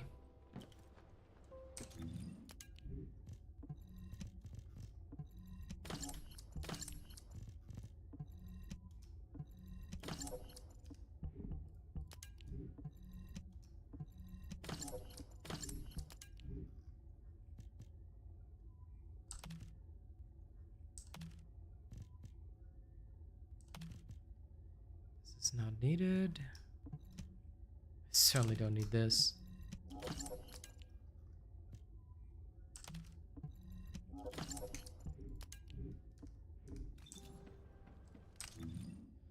Okay.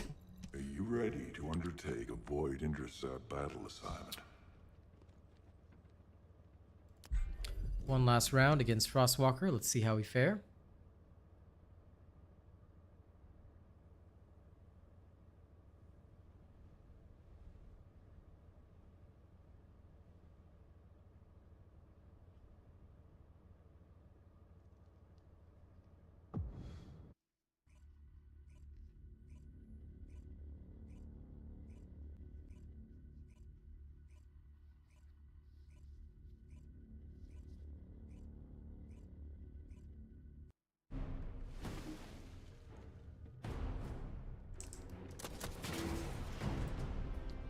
I think I'll have to save this for Ultimate Sharon though.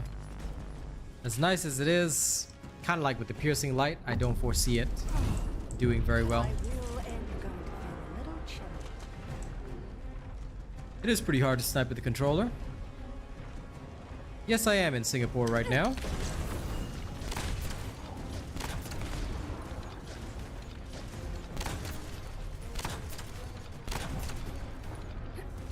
Oh, perfect timing.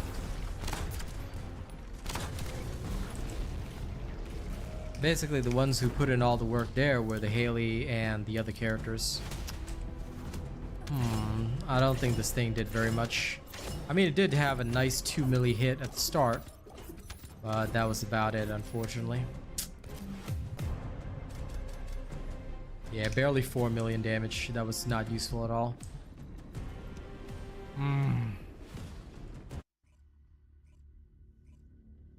Hey, Nikki. We would do so much better with a lot of other weapons. Heck, even the Perforator completely outclasses this, so... No good. No good, no good, no good. Granted, the Perforator does outclass it mostly on Haley, but still, no good.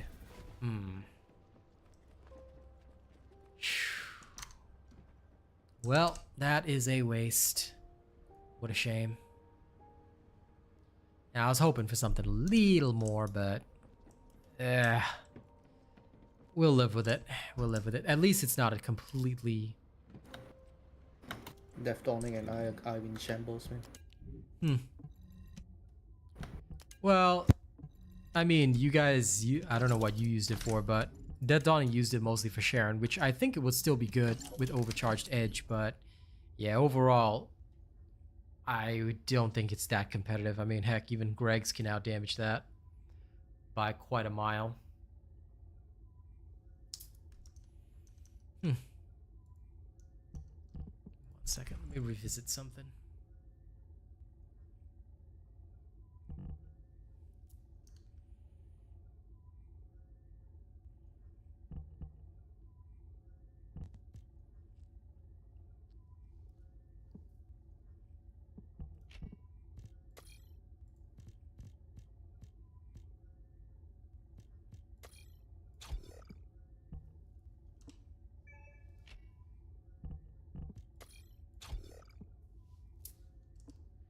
Overall DPS is much higher with this.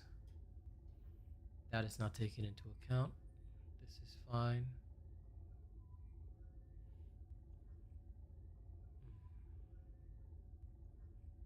Yeah, okay, makes sense to me.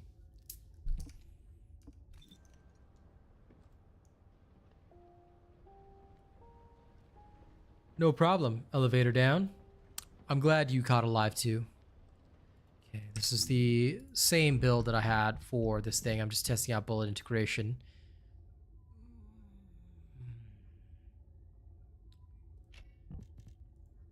Toxic. Thankfully, I already had prepared Greg's in accordance with what I needed. Extremely illogical. But I'm pretty sure Greg's will outclass that by a solid mile.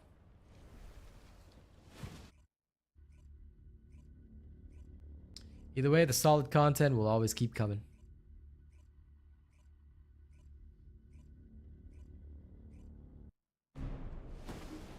But I am very disappointed in the Afterglow Sword. I hope that they buff heavy weapons because other than the Executor, not many are like competitive right now.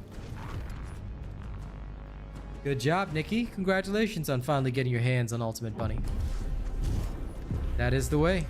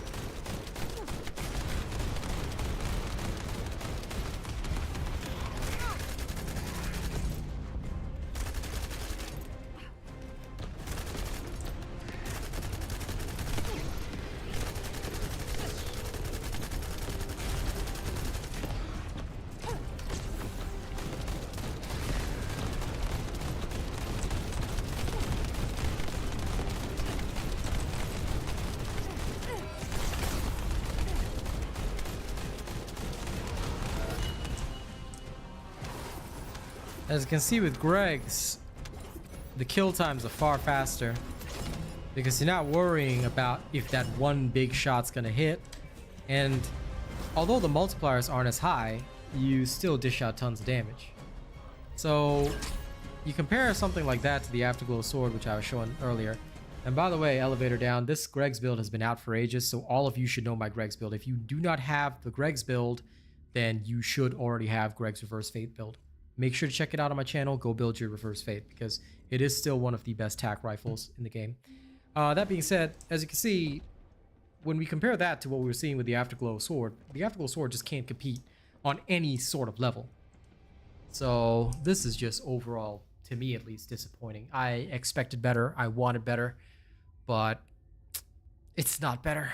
It is not better by a long mile. Ah, such a shame. But I guess it won't be a waste because I'll probably use it with Ultimate Sharon.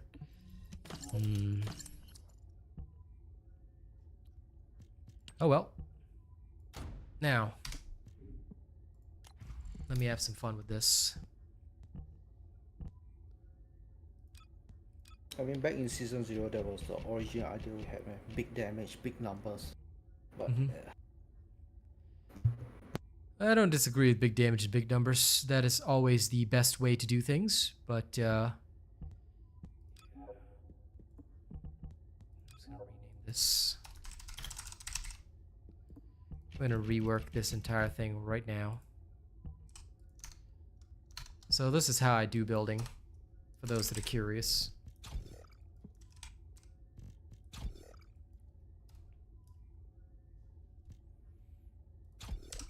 Crits anyway, so this is good. Now let's focus entirely on weak points.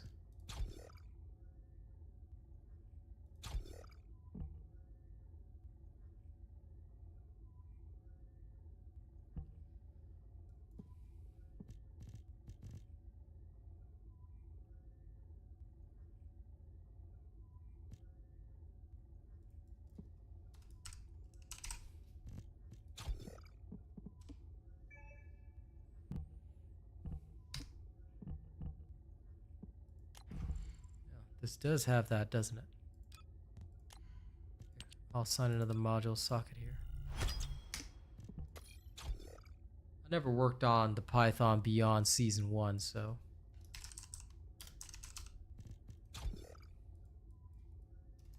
Maxing that out is good. Do I need anything else?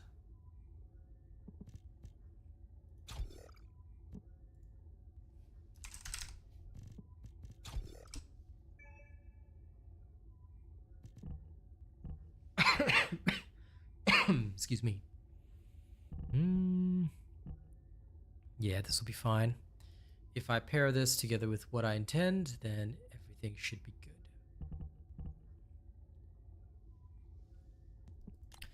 Though, what was the other Xantic slot even used for?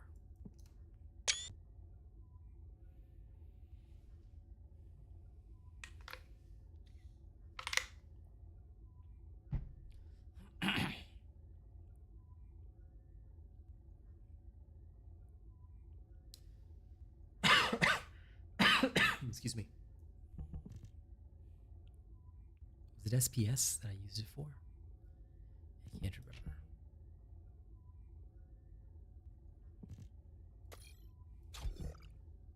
I may have used it for SPS actually, which is fine, theoretically.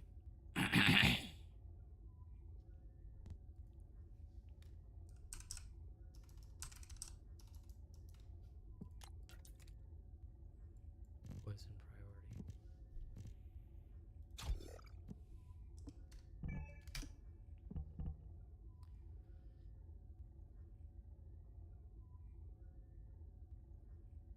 Oh yeah, this thing had electric attack for no reason. Fair enough, I'll leave it at that. There are no weapons that don't get that. Well, actually, no, correction, there is one. Perforator. Perforator, in accordance with my perforator build, does not use that. So, I don't know if you've seen the build video, but basically for the perforator build, we do not use that.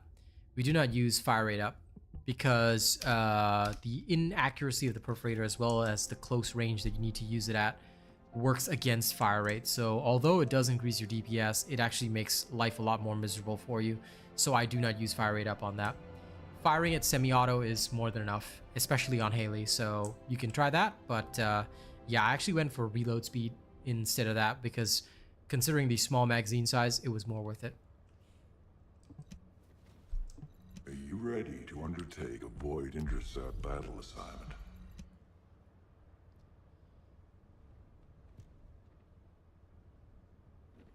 Greg's Reverse Fate, Arthur Morgan. Everyone should have Greg's Reverse Fate already created. Make sure you have that fully done up. The only other weapon suggestions, basically Enduring Legacy and Greg's Reverse Fate are the two main ones. Then you might want to invest in Thunder Cage to assist some of the other characters in mobbing a little bit. So Thunder Cage is another excellent suggestion. That's about it. These three are the main ones. Then after that, it's build whatever you want.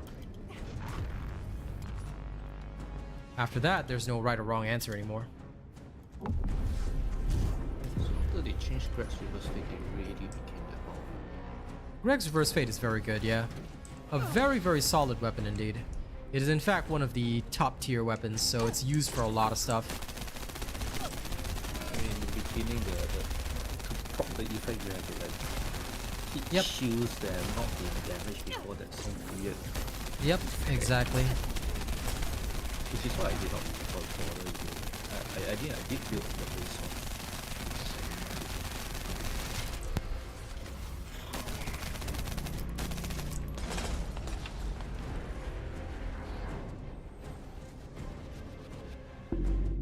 Well, Executor with Glay, I'm the one that actually made it. I made the Executor build long ago, and I demonstrated it with Glay specifically. But yeah, it is pretty niche. When the Executor first came out, like, a lot of people were saying it was really good, but I experimented with it myself, made the build for it, and published my version of the build, which to this day I'm still pretty sure is the best. But basically, the major weakness for it is just the relative inaccuracy and how close you have to remain to the target, which I guess is kind of the same for the Perforator and all that. So I probably can't really complain too much about that since, like I said, it's the same principle that you have to apply with the perforator or many other similar weapons anyway. So realistically speaking, not exactly a unique situation to the executor. But for me at least, I still feel that if they buffed the heavy ammo a little bit, maybe the executor could be viable on other characters. I did try it on Enzo, but it was complete garbage because without the unlimited ammo that Glay was providing, you were just in a hell of reloading, which is why I also tried the snipers like the afterglow and stuff with Enzo. Didn't work out very well because he's the only one that could have all the extra ammo anyway. But yeah.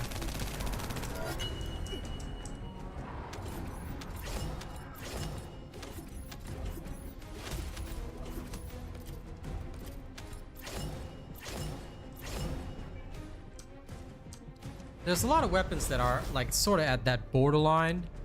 Like they're decent, but not super good.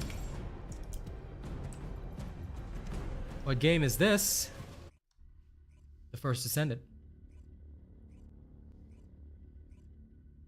I just hope that more weapons can be more viable on more characters, but I think it's the heavy weapons mostly that the devs need to relook at.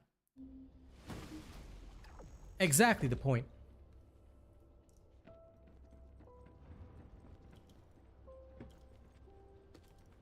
Well, you can change your reactor bindings anytime, man.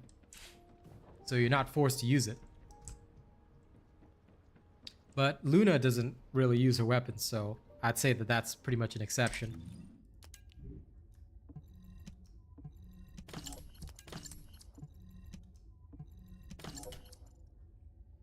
Okay, random weirdo can go in a 24-hour...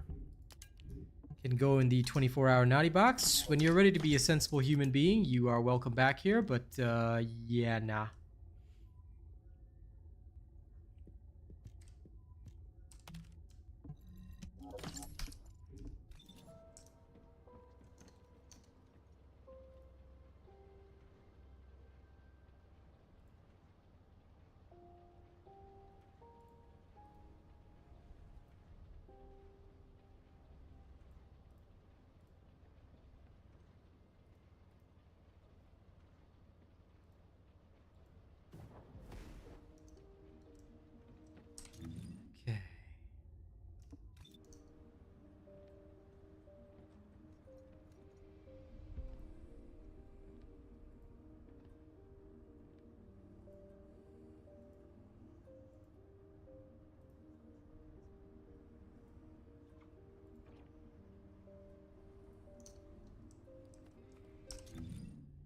Okay, now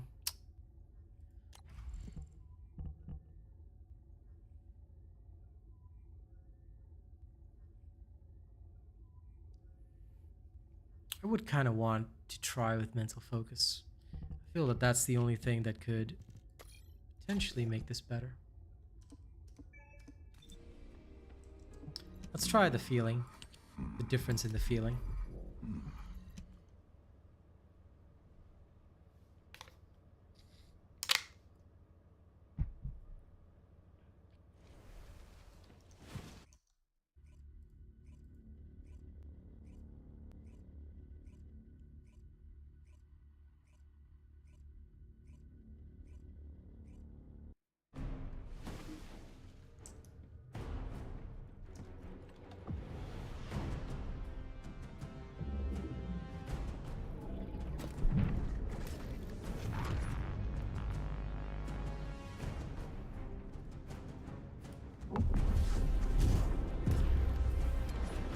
Increased damage on debuff testing. You talk about those fire conductor and whatnot, they're all useless.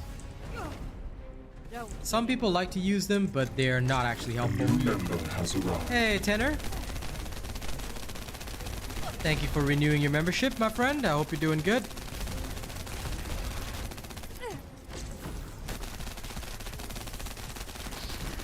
But yeah, unfortunately they're not great, and the reason is because the amount of firearm attack increase that you get is dwarfed by a lot of the other modules, and you do have to inflict a debuff on the enemy.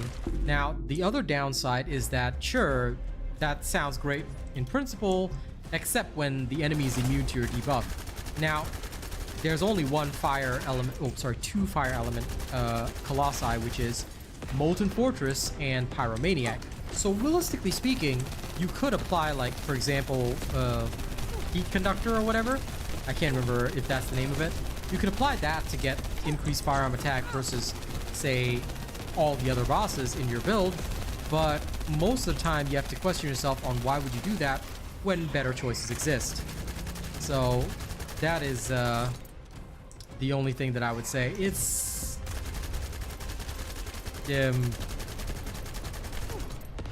personal choice, I guess, but yeah. All my senses. You have to look at whether or not it's something you want to do.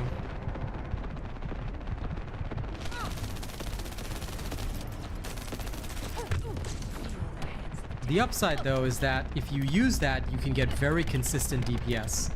So consistency is the main benefit for players, but I would say the biggest downside is just that it's not as strong.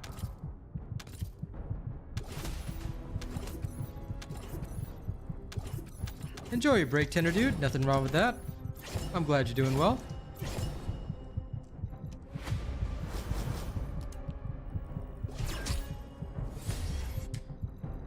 Because either way, you give me 1 second, I will level up one of those modules and show you. I don't think I've got a leveled up version, because I looked at the final value, but I will just quickly demonstrate this.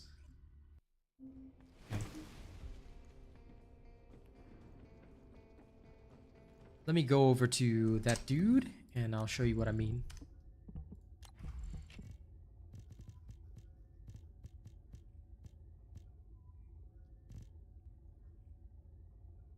Not this one. It's the conductor one. There it is, toxic conductor right here. Okay, so let me just raise that one up to, well, I won't actually raise it up. Well, I could, I guess, if I really wanted to, but I'll just show you by raising it up at Ceylon, so to show you the final effect, right?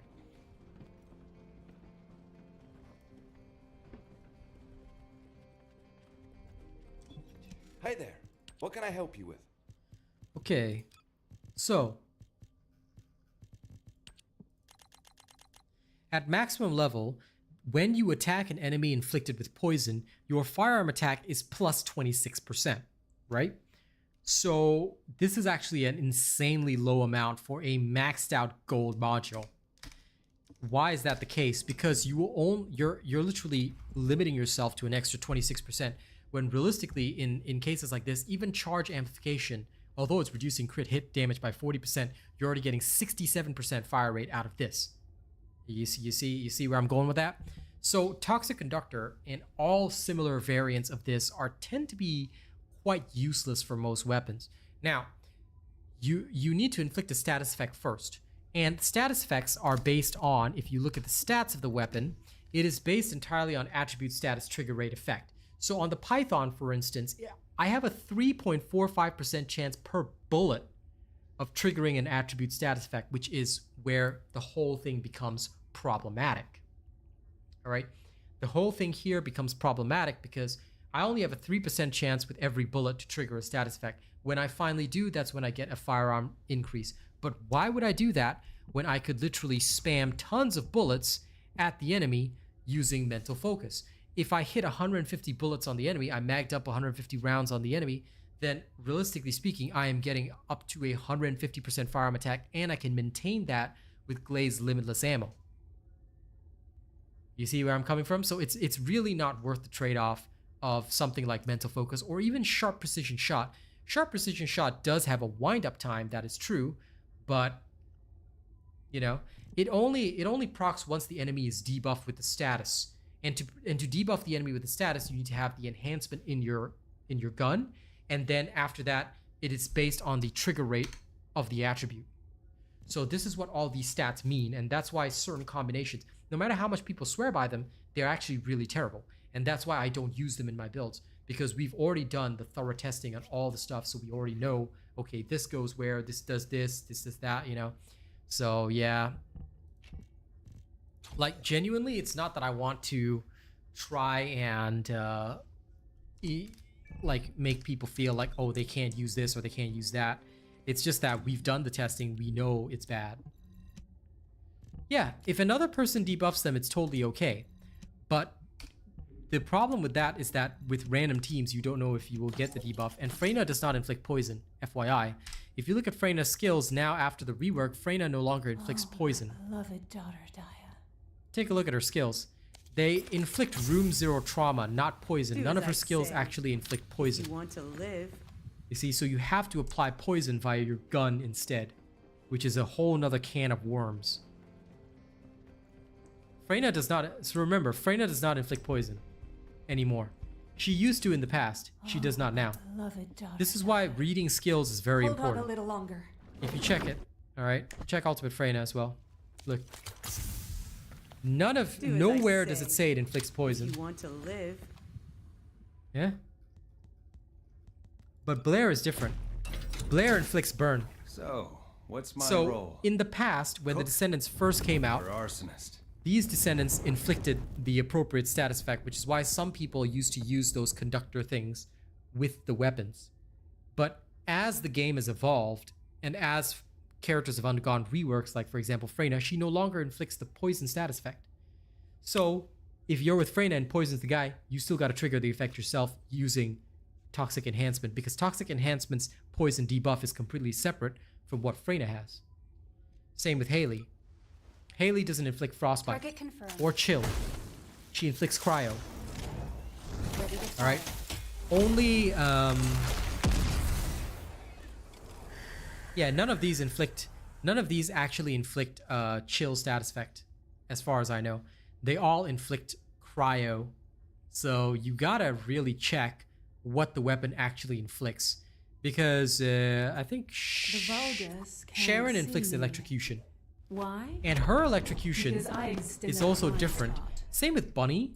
I remember we tested this once, but Bunny's electrocution is different from the... Although it is an electrocution status effect, it is different from the one inflicted by the gun, because you can have both at the same time. No, Chill also inflicts frostbite, if I'm not wrong. Let me see if I can quickly prove that. I'm pretty sure it's called frostbite. I'll just double check for you.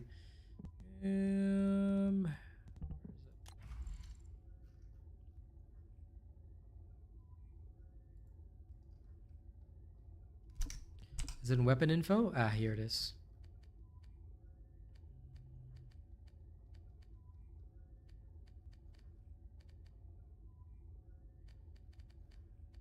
They used to put it in here when I would put the modules in. Oh, there it is. So, chill attack inflicts frostbite on enemies. So it's not absolute VS that inflicts frostbite. Chill indicates chill attack when using a firearm. Chill attack inflicts frostbite on enemies according to the attribute status trigger rate. So if you don't go into this screen, you won't actually know what they inflict. Electric attacks inflict electrocution, which weakens enemy defenses and causes them to experience a mild daze effect. They also take damage over time. Chill is that enemies inflicted with frostbite become frozen and unable to move for a period of time. So chill eventually inflicts the debuff of frostbite in accordance with your attribute trigger status rate.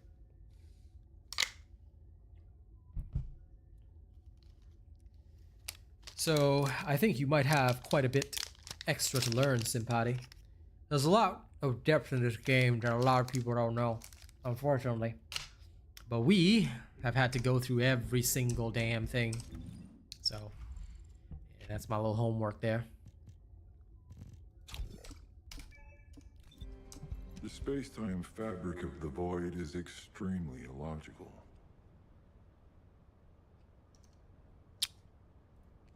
Well, one thing I like about this game is that at the very least they show you.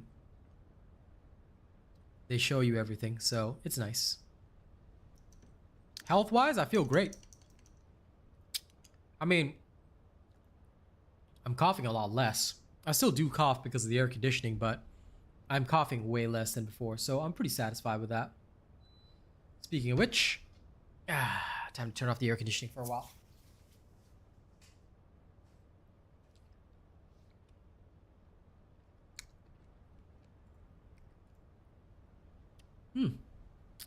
It is good.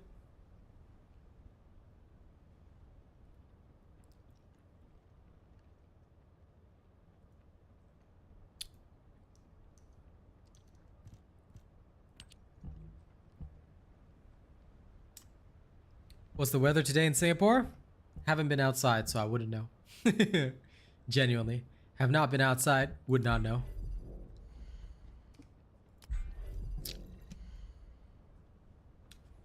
Let me do a little more testing. If I recall correctly, the advantage of having the Python is its particularly high weak point damage modifier. It cannot compare to Enduring Legacy. I'll say that much. For a fast fire rate, so you use it weekly. I mean, that's my original thought. That was the original way of using it, yeah. It's just no longer very good, but I'm just messing with it, see if I can make it semi-viable. I'm full cave troll every day, man. I don't go outside. I am that youth that lives in internet cafes, dude. I don't leave my house if I don't have to. I don't even look out the window. I only look out when it's nighttime, so I guess I'm closer to a vampire then.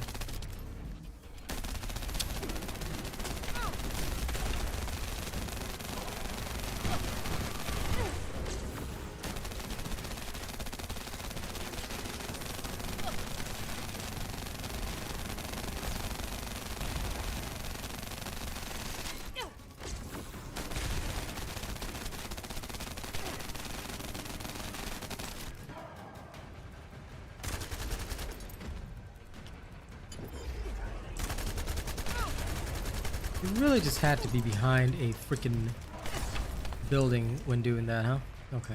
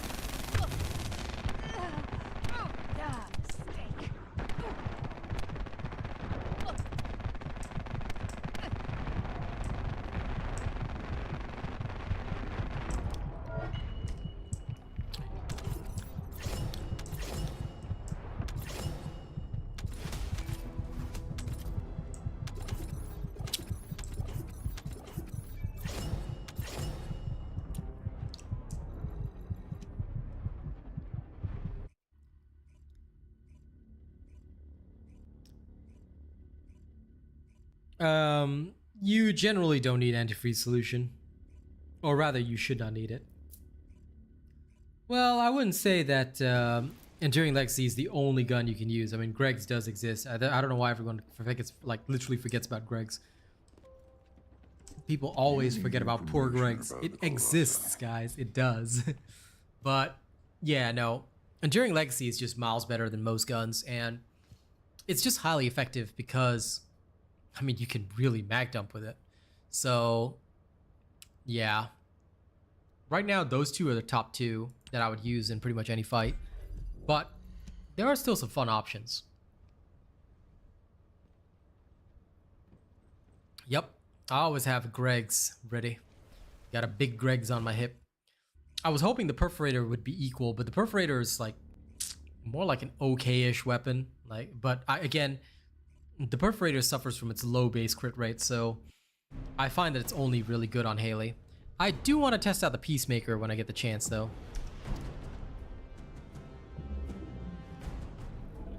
So the Enduring Legacy is basically the Tamer's bigger brother. It's like 3 times better than Tamer, so it's more like his ultimate superhero father.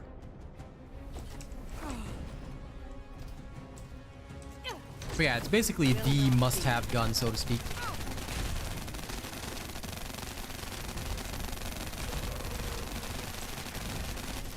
Once you have it, you basically win at life.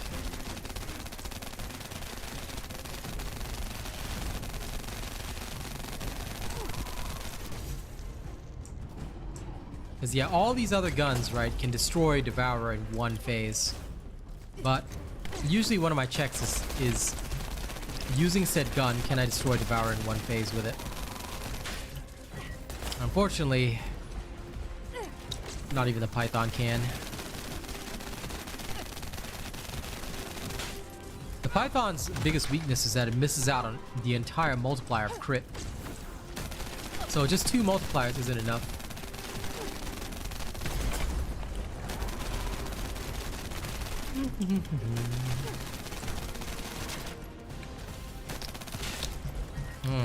It seems that the trolls are getting weirder and weirder.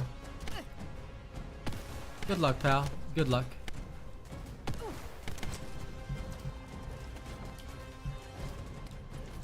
Okay, sorry about that. Lots of weirdos coming around.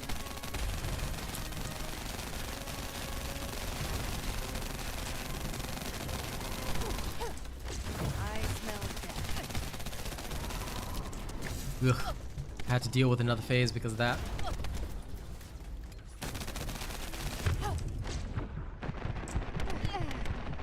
Damn it. Low. They just can't control themselves these days. Yeah, you get a lot of them around. Fortunately, that's how humanity is.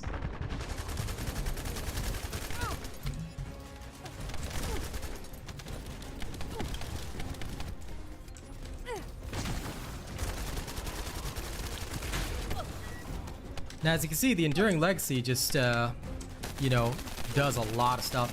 Oh, anyway, now that guy is just a very salty creator. He is the absolute insane, most toxic individual in the world. But he comes from a different game.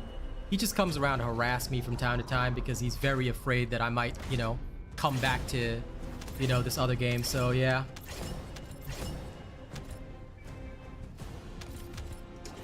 Dude likes to believe he's a big name out there, but oh well, it is what it is, man.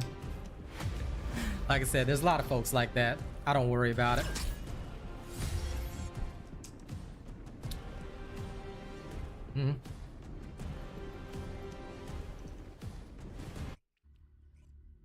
The thing is, if a person genuinely has viewership, then they should not be worrying about other people's stuff. Like, for me, I've got no time to go browsing around other people's channels and whatnot, but there's a couple of weirdos like that. I'll just banhammer them, move on. No need to care. No need to think about it. There's no need to sweat that kind of thing. Do you need information? Don't think about them. Don't give them, you know, credibility. Just move on. Okay, on to the pyro. But yeah, biggest problem is that most guns, by the time you dish out enough damage, there just isn't enough volume, you know. Of course I do, Shadow. It's already on my channel. You can just take the Enduring Legacy build and go with it. Of course, Lawbreaker. Like I said, I don't worry about it. There's always folks like that. We just don't give them attention. They'll go away by themselves.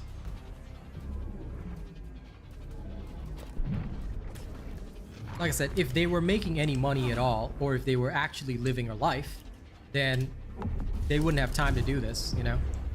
I make a career off YouTube. I know what it takes, so I don't sweat it. Feel the hands of death.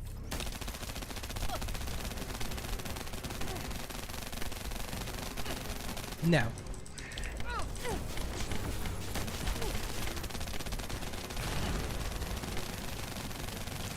I generally don't stream that kind of stuff because I don't like to stream content from other sources. Like, I'll let them have their stream and I might comment on it if necessary, but usually what I do is I wait for the actual Season 2 patch notes and things like that. As much as I like teasers and reveals, I find that there is a little too much discussion about them already. So I usually don't do that type of content. But by all means, there are fantastic creators that you guys can check out. So if you want to, then absolutely check out those creators. The TFD community has several solid creators, so yeah, go ahead. Yeah, you can't stop people engaging in pissing contests, as you say, because you just can't. Like, there's literally no way for them to, you know, I guess it's their way of trying to make themselves feel good in some twisted sense, but I don't have to worry about it. For me, what I've learned in my long career is just stay in your lane, do your thing, and you'll just keep advancing. And people will continuously recognize you. What people and what companies want is somebody who works well, is professional, and stays professional. So I don't think about it too much. I just do what I do. And yes, the more videos you watch, the better. But yeah, coming back to the point about the show and tell, if you want to watch other creators who might be streaming the show and tell and commentating on it, you know, absolutely go ahead. You know, I encourage that because, again, TFD community is very solid. So by all means, feel free to check those people out, you know, have a look at what they offer.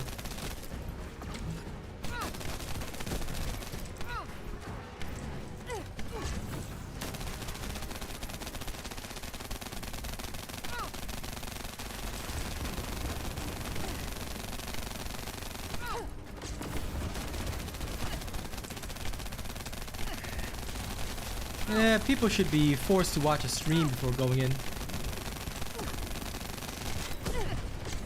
Well, that's the thing, Hemi Life. That's why I don't do videos like that. I'm just here to give you guys real information and move on.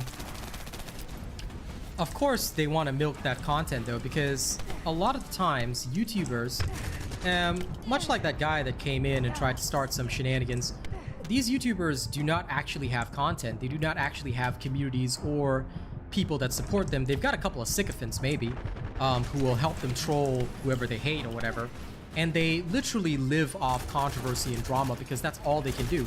When there's no controversy and no drama, then there is, quite frankly, you know, nothing for them to do, nothing for them to produce, all that kind of stuff. So that is more or less how things work. And yeah, it is the sad reality that we live with, because at the end of the day, I think a lot of people have forgotten about just playing video games and not worrying about other stuff. Oh, listen, that's the whole reason why I chose not to go back to Darktide, because the fact that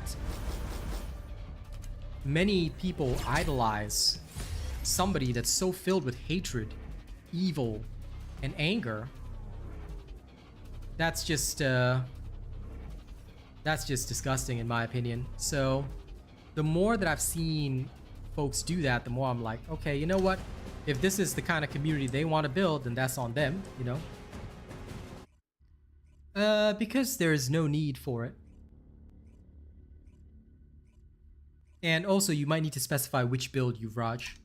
What build specifically are you talking about?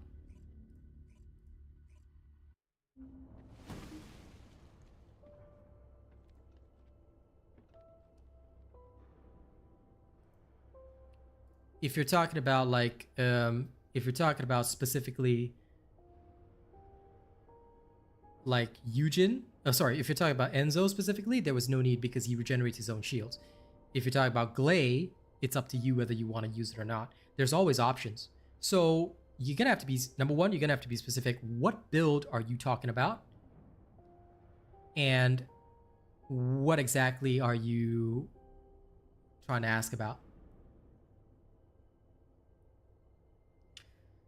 Don't need to worry about them, Craig. Like I said, it's best that in life, you just don't think about it.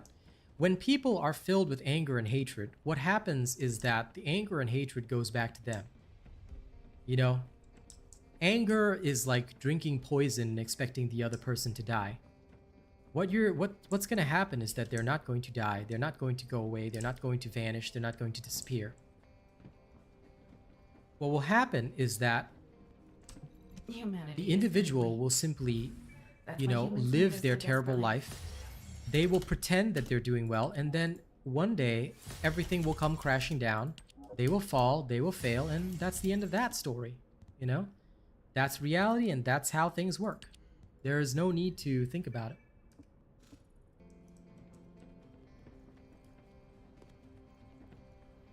Well, he didn't specify what character he was talking about. So remember that when you ask about a build or you ask about something, be very specific with your queries. The more specific you are with your queries, the easier it is for me to help you. Oh, you don't need it on Bunny. And Haley's boss killing build doesn't need it either. If you need, certain builds do not rely on HP collector. Let me show you, okay? Haley's bossing build for like sniping does not rely on HP collector because there's no need. When you utilize it, what you are essentially doing, you know. Have you completed preparations? All right, what you're essentially doing is beating out the enemy before they can even react or before they can actually do anything. So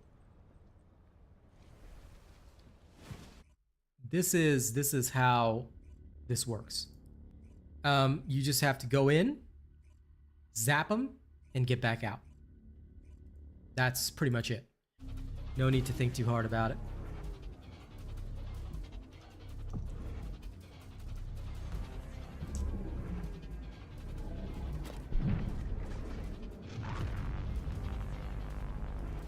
Okay, so this is a demonstration which you would have seen with the Haley bossing build. If you didn't watch me take on every boss with this build, you might want to do that. There's a video for that. All right, you should already know the perfect positioning for all of this stuff. If you haven't, go watch the video.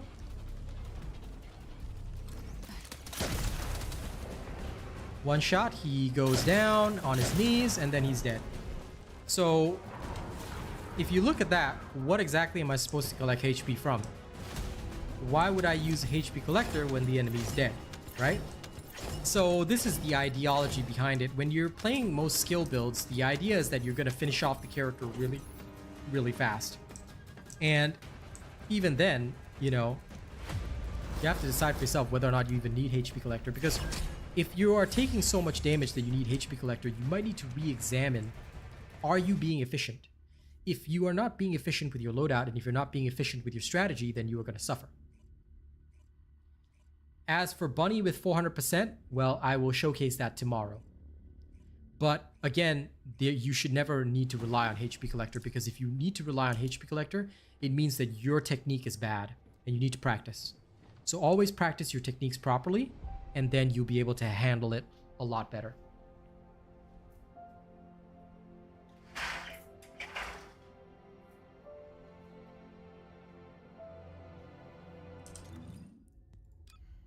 The Bunny for 400% builds has not been released, by the way, so not sure where you got that information. I plan on releasing it tomorrow. Even on Freyna, this is Freyna's mobbing build, right? I don't use HP collector here. This is the same mobbing build you would have seen in my video. I'm streaming till 1:30. No, not back to the regular schedule. I'm just gonna go as long as I feel comfortable and then take it easy. I think I'm gonna save up strength and really, I mean, either way, the regular schedule was only till 2 a.m., so it was only half an hour longer. But I'm gonna take it easy and find my footing first, so I'm not gonna worry too much. But if we look at Freyna's mobbing build, right, you have no need of HP collector, and I will happily demonstrate that. We can just go into a 400% right now.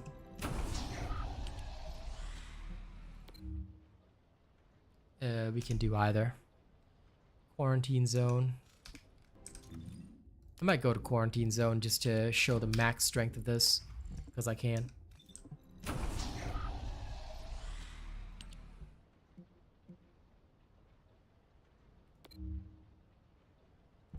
Ah, well, this is actually faster, so we'll just go here.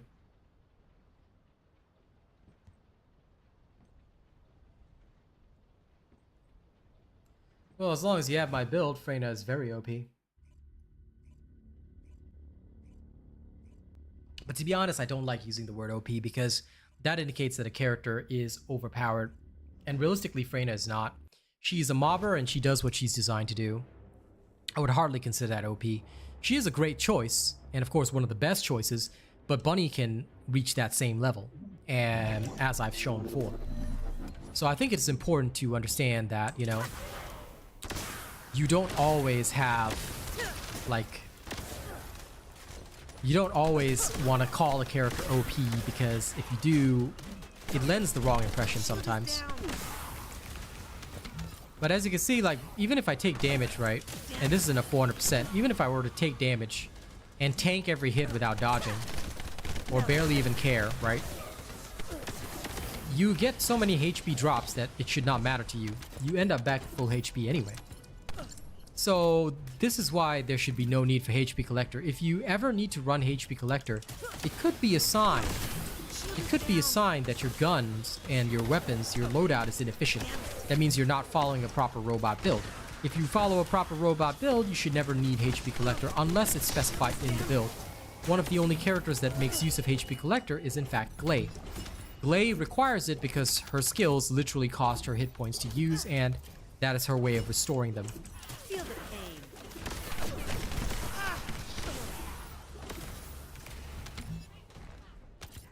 Well, if you like cool interactions, then sure, but for me, I just want efficiency, so obviously when, you know, I run Freyna, it is the most hyper efficient. See you later. Cool interactions are cool, but again, that's something that, you know, you mostly do with friends or stuff like that if you really wanted to. For me, I prefer to just be able to sleepwalk through it. Because I'm not particularly here for fun, I just want to get it done, you know? Damn it. Take my hands off the keyboard for a bit and relax. So, yeah, you can kind of do that. Although, if you do it too much, you will still die. So, at the end of the day, most of the time when it comes to Freyna, like, you can face tank almost everything without the need for HP Collector. And don't forget that HP Collector also has a cooldown. I believe that it is 2 seconds, so no matter how many die within it, right, you will lose out.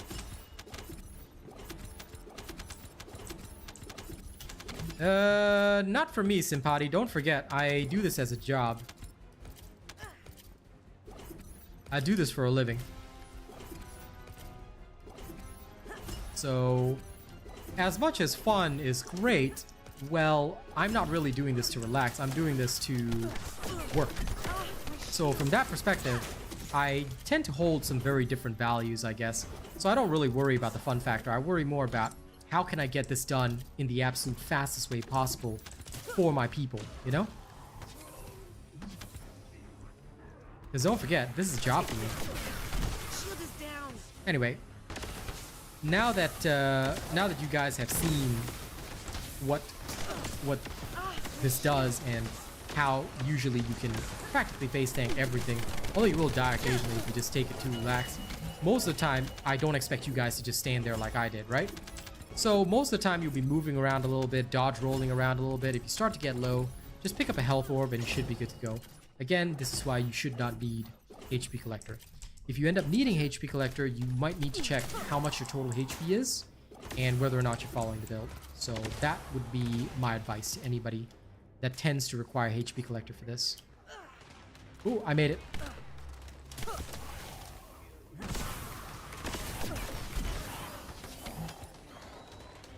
Now then, excuse me, random Vulgus.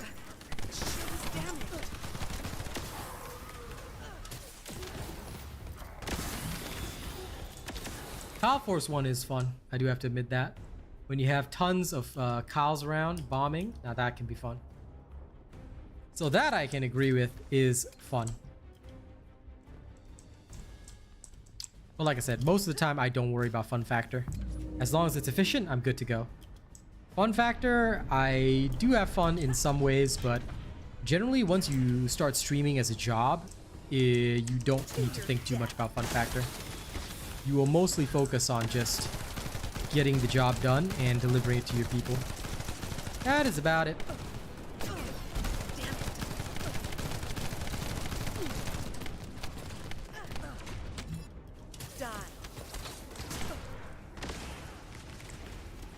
Oh no, the game won't die, dude. And these numbers are totally fine, actually. These numbers are exactly within expectations. So you don't have to ever worry about the game dying or anything like that. I know some people do, but genuinely don't even worry, don't even sweat it. Nexon aren't worried, the devs aren't worried, and I am not worried at all. This game will not die.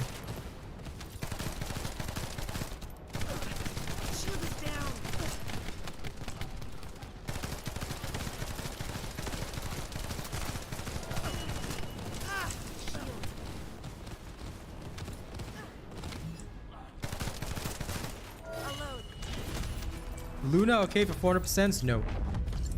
Luna is not okay for anything other than being a support. If you want to support your friends, then that's fine. But please do not try and use her for actual combat. What she is there to do is to buff up, like other characters and their abilities. That's pretty much about it.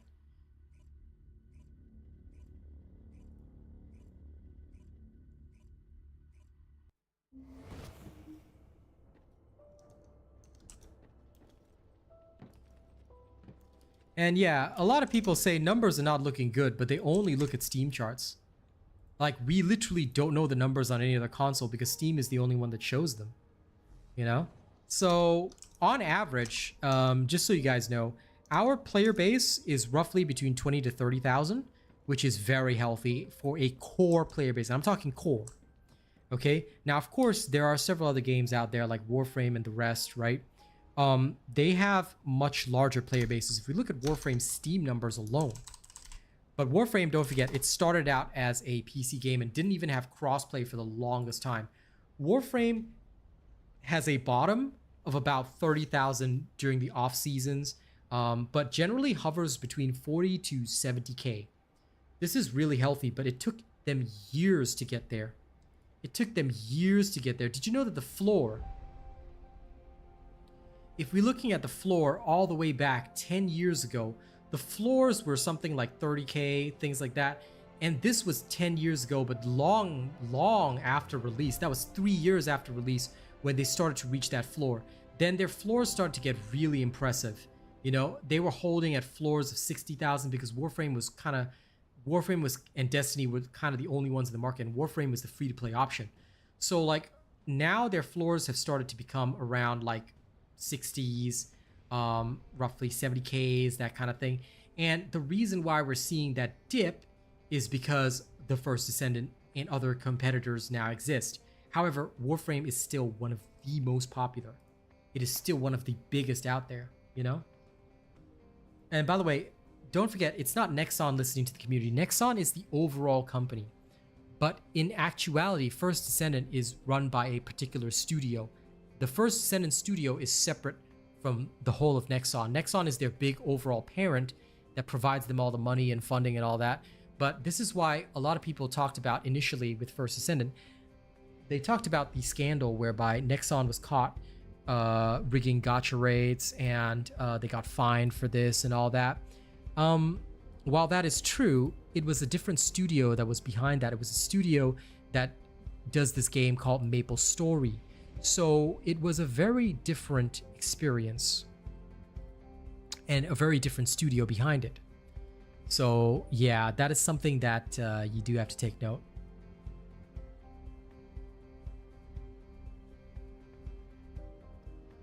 I will stay wary of that statement, Simpati, because, okay, when I give advice, right, I can't just give offhand advice. I can't say Luna is great in a 400% dungeon because, quite frankly, she's not.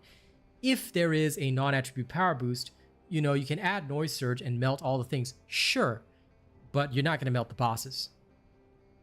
You are at most going to melt some minions, yes, but other characters can do it better, which is why, again, I shy away from just giving a judgment like that, because Luna is mostly a support. For boss battles, there are way other descendants. Bunny and Freyna are farming. If you're talking about a boss battle, which is, I'm assuming, Colossus, Clay, Haley, Enzo, you've got a lot of bossing choices. Bunny and Freyna are mobbers. Now, when it comes to mobbing choices, unfortunately, I would rather you use Valby than any of those, because Valby works pretty well for mobbing. But again, Freyna and Bunny is the best. Otherwise, if you really want to, you can take Simpati's suggestion and use Luna with Noise Surge. But again, when I give judgments, I cannot just give an offhand comment like that, because there are people that say, "Oh, but RealAsianRobot told me that this was great." I can't do that. I have to give a balanced judgment and explain why I don't think it's good. Luna, at the end of the day, is still a support, and she does not do enough damage by herself to make her worthwhile, at least not efficiently. SMO is super fun for 400%. Yeah, you can use SMO as well. SMO, I think Track had a lot of fun mobbing as SMO. Eugen with Proliferating Allergy. As far as I know, that is also an excellent mobbing type character. So you can use that as well. But if you really want to use Luna, she would still, like to me at least, be scraping around the bottom. Unless she's supporting others. If she's supporting others, then you might get some interesting results. But yeah. So I've heard. Track used to have a lot of fun blowing up everybody with his Ezimo running around. So that was a thing. But yeah, again, we got to be wary of what we say and how we make judgments on things. I do love alternatives, but also I have to consider efficiency. I still haven't built Ezimo. Maybe someday. I just have no motivation to look at him because I'm like, I just don't feel like this is my thing. And I just don't feel like he can reach that higher height. But I have heard that Keelan is being planned as a mobber as well, which, again, let me say this right now, I don't understand why. If you ask me, I think that Keelan should have been a, what do you call it? Keelan should have been a bosser, because we already have Freyna as a mobber who can do some bossing, but not super fantastic, right? Why not Keelan be the opposite, you know? True, the millions and millions of damage are fun, but I just prefer to speed run it through with my 400% bunny, which will come tomorrow. Like, for me, that's just okay, you know? Have I built a Luna? No, but I've played with a lot of Lunas. So my pals have tried Lunas in a lot of different ways, and both combat and non-combat, and yeah, the results have not been impressive, unfortunately. While she can do certain things, she is not like up there with the rest, you know? However, like I said, her best role so far that we found is definitely the support role, where she is buffing others and enabling them to do excessive amounts of damage, which is pretty cool. And that, I think, is where she is best at, because even I've seen random Lunas in the wild, they do literally nothing. I have never once seen or caught sight of a Luna doing anything. Like, even back when I used to run 400% in teams, you know, when I was leveling up, I saw them doing absolutely nothing. Like, sure, they would put up a buff, like if they were buffers, or if they were the so-called melting Lunas, they were doing some damage, but it wasn't enough. Like, it was still the Freynas and all that, just absolutely wiping everything. So I was like, okay, hard to compete with that, you know? So that's why I have not been keen on trying a Luna. I need to see, with my eyeballs, that she can excel in the same way as the other characters that are so-called up there. If she can do that, then that's fine. You know, I will happily build and try her. I just don't want to waste the catalyst right now, because if I do, that slows down my content and progression for you guys for other stuff, which is coming in Season 2. And I don't want to be caught out with that. So I'm waiting for Season 2 before I do more heavy investments. Catalyst-wise, anyway. The only one that I would say has been fun for me to play, like, for fun, is Kyle. This man is absolutely hilarious. Like, he is super inefficient in 400%, but bombing everybody in a 400% will literally never get old. So this guy is one of the only ones that I even bother playing. But again, just because it's funny.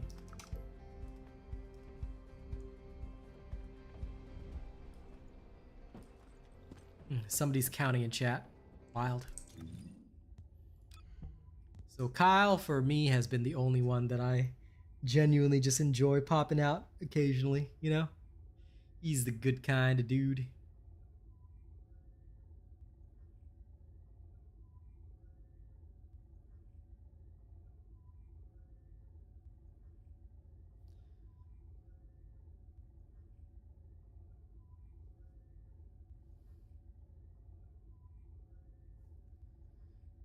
Yeah, no, I've heard about that, Simpati, and I think that that's actually the right direction to go. I don't want them to nerf Freyna, but I would love for them to add content whereby, like, we need combinations of characters. So maybe instead of, like, nerfing Freyna's mobbing capabilities, you have a Freyna in your team that helps you with the mobbing, and then you've got a Haley for the bosses, you know, something like that. Like, I want to see that kind of synergy between characters, so I think that that'll be really cool. And yeah, depending on the new mechanics, we'll have to, like, figure out different ways of playing. And hopefully we can create some role-based synergy, because I think that'd be awesome. Show Kyle. Yeah, you can check out the vids. I can't do a 400% with Kyle right now because I wouldn't trust it unless I had somebody else to do the mobbing for me. But he is pretty fun. If you want, I can show him in a boss. I mostly just use him for hilarity. The fabric of the void is extremely illogical. So I actually, funnily enough, like to use him in fights like Gluttony and stuff, because what you do is just fly above the boss and start dropping bombs. It feels pretty cool. But yeah, you can look at my vids if you want to see the build for him.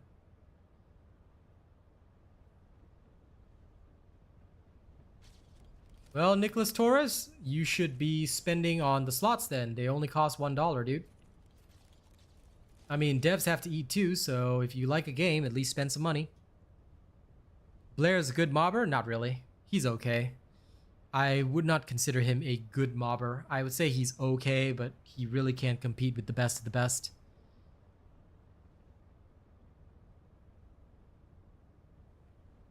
How long does it take to farm an ultimate? Depends on your luck, Noel. Some people take less than 5 hours. Some people take up to 4 days to 1 week. It really depends. Like for me, I got very lucky with Ultimate Freyna. I farmed her the night she was released. Preset slots are $3. Yes, but Descendant slots are only $1. So if you ran out of presets, then nothing I can do there. I mean, pay for it if you want the convenience. Like you're basically paying for convenience, but you don't really need it. In Season 2, yes, we are going to get 2 Descendants and 1 Ultimate. First is Keelan and Ultimate Sharon, then later on we'll get Ines. But Ines will be in a different month. But anyway, come on, man. $3 is pocket money for a game. Well, if you really need the preset slot. I don't mind spending that. I spend way more anyway.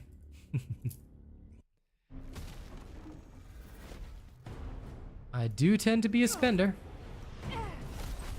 Feel my power. Now with Kyle, the first thing is spam. Spam, spam, spam. Get your magnetic force to be as high as physically possible. Regenerate your shields. Get back into it. Here I come.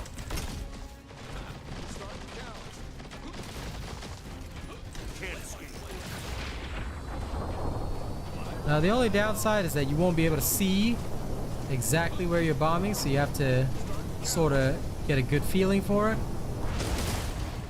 There we go.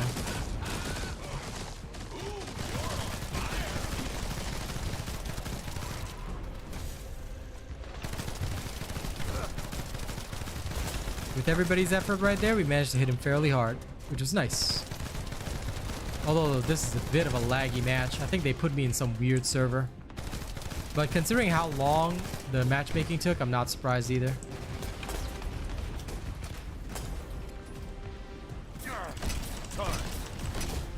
This is where the fun begins.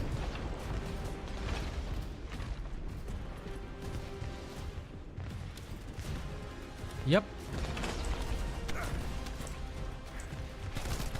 Like I always tell people, the most important thing is that if you like a game, support it. Just like if you like a creator, you gotta support them. People often wonder why creators stop streaming or they move on and things like that. It's just that because there's no money. You know, if there's money in it, oh, we'll stay. We'll stay, no problem. But when there's no money in it, yep.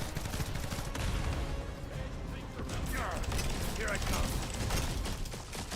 Going high. Time to end you. Hey, this way. You're on fire.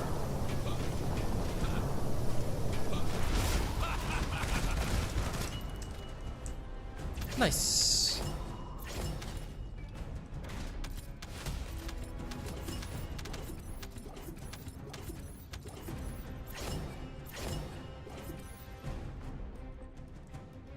Honestly, I firmly believe that as long as you're buying the battle pass each season, that's enough support.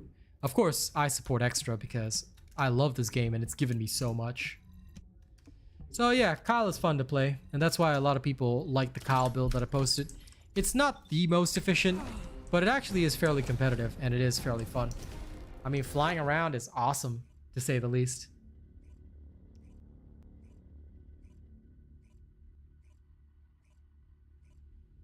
We shall see, Mark. We shall see. I'm not going to make any judgments on the characters until I actually see them in action. For me, no matter what, across the board, I never make my judgments early. I always take my time to, you know, see it when it like comes out, and then I test it then.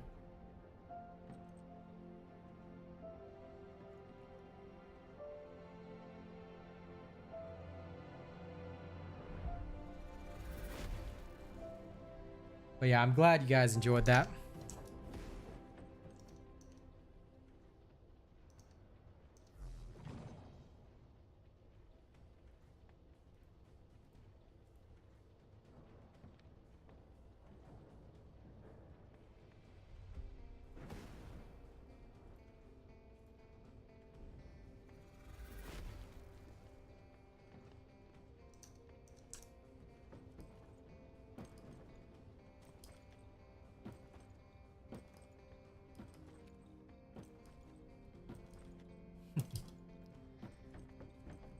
A Valby lover, huh?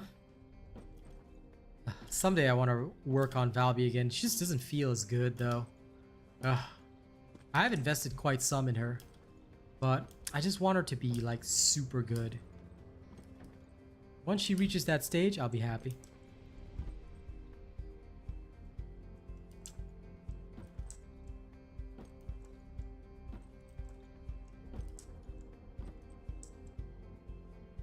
A Valby evolving skin, huh?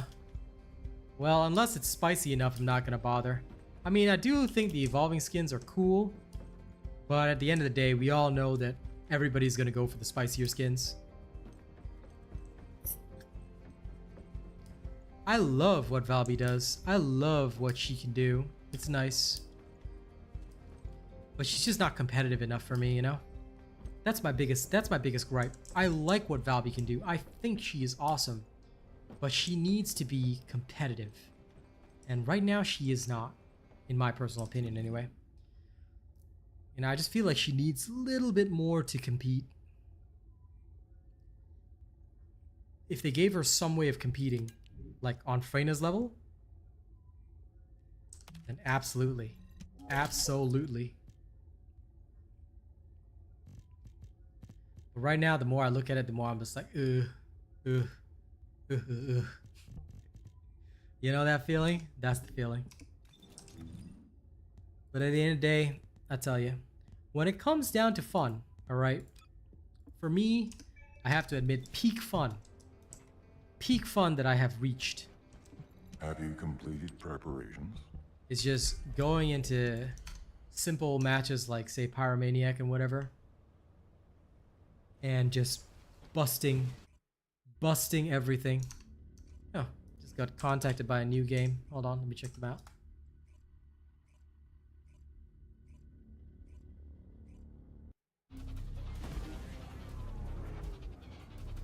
Well, we shall see. I don't know what the devs are doing with their Q&As. Like, I love how communicative they are, but when it comes in drips and draps, it's hard to get a full picture, so I just don't bother. And Haley beat Deathstalker? Bro, did you check my Deathstalker guide, Yuvraj? I would like you to, before you ask any more of these questions, my dear friend, would you do me a favor? Would you kindly check all the videos first? If you haven't watched every video in the game, please do not ask the questions. Sorry, every video on my channel yet, please do not ask the questions, because a lot of these questions you would know the answer to if you actually check the videos. So, my friend, I'm going to set you some homework, alright? I'm going to set you some homework. Initiate enhancement. Before you ask anything further, alright? Because I notice how often you ask questions that could already be answered if you check the videos. I'm going to ask you to check the videos, okay? Can you please do that for me, Mr. Yuvraj?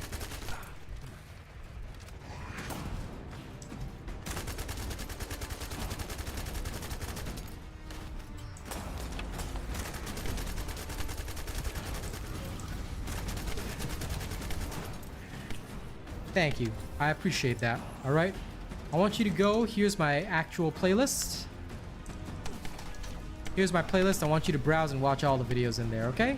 There's a lot for you to get through. You get through all those, you can ask any questions you want. but I would suggest you watch them all because you've got a lot of catching up to do as somebody new to my channel.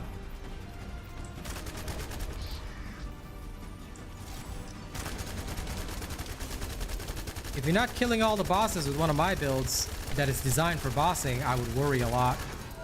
Well, granted, the skill-based bossing builds can't take on Gluttony and Deathstalker, but still, the gun-based ones should be able to kill everything. Well, theoretically, I should say the shield-based ones. The gun-based ones, if they're HP-based, they might struggle a bit against Deathstalker. But at the very least, like, for example, the shield-based builds, they have to be able to kill everything.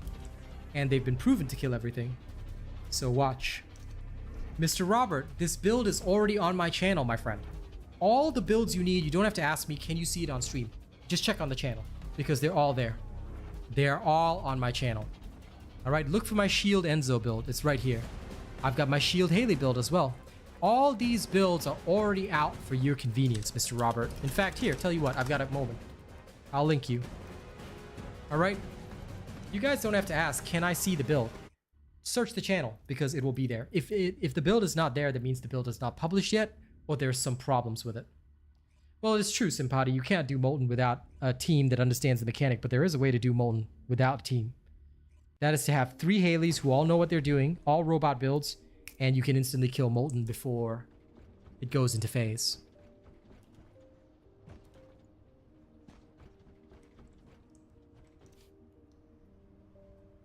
I will decide when I actually get my hands on my fellow.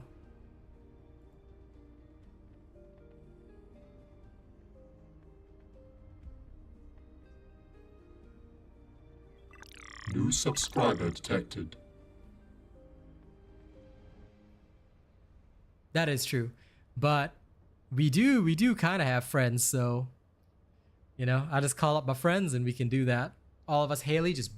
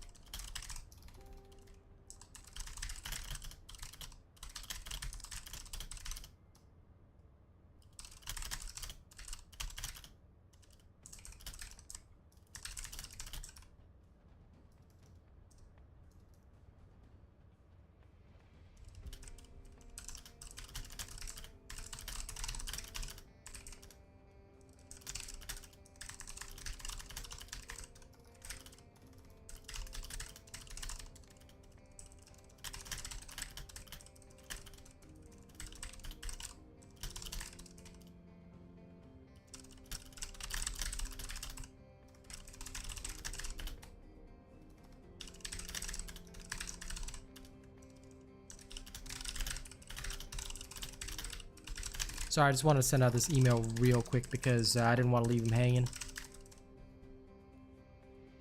This developer invited me to a playtest for their game, but unfortunately I could not take part. And I explained to them why. It's because Christmas season's coming up and I'm trying to make... you know, make some money. So, yep.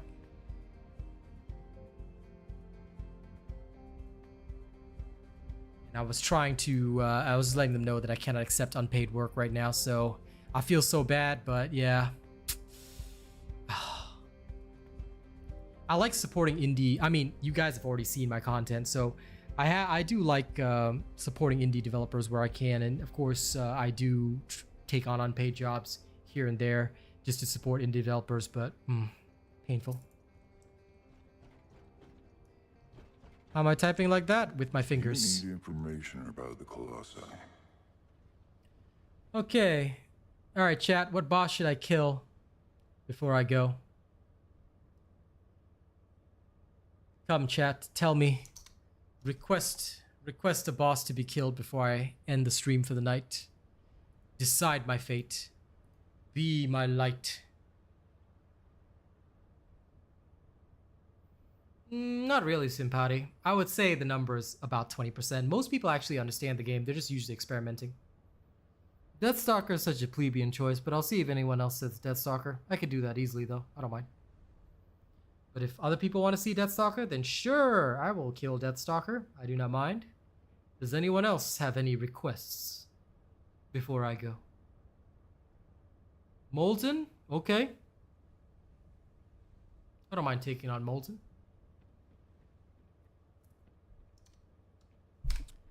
Tell you what, just for you guys, I'll do both. Let me go murder Deathstalker first, then I'll kill The Molten. fabric of the void is extremely illogical. Here we go.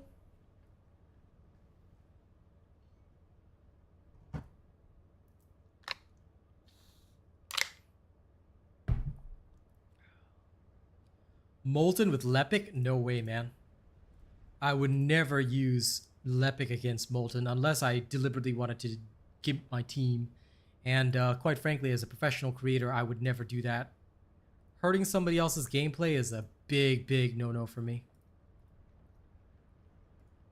No, if I wanted to do Molten, I will bring a proper build to Molten. Like I said, there are means and ways to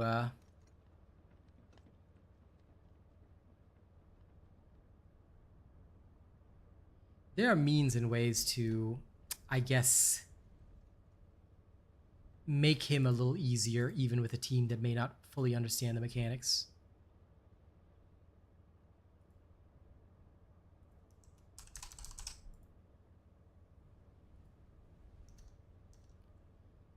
Well, let's see if a Deathstalker comes up.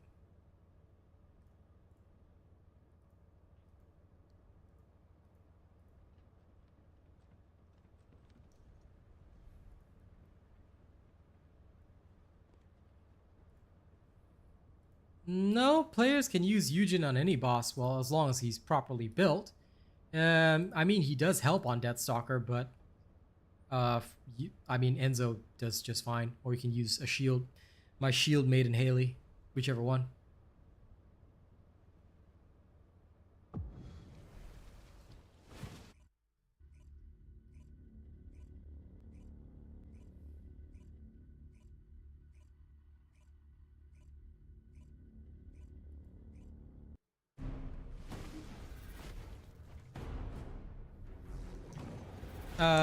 Pay me, Hollywood KT. Look, I mean, honest answer from me.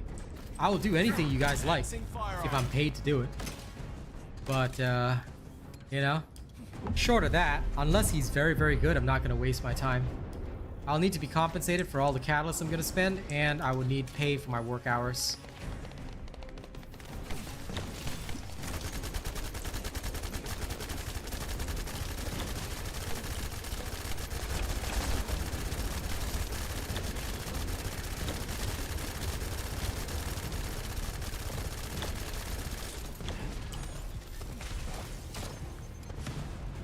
Powering shield at light speed.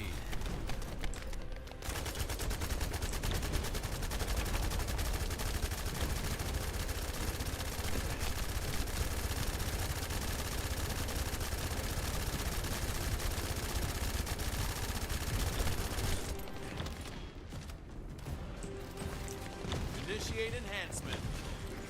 Wow.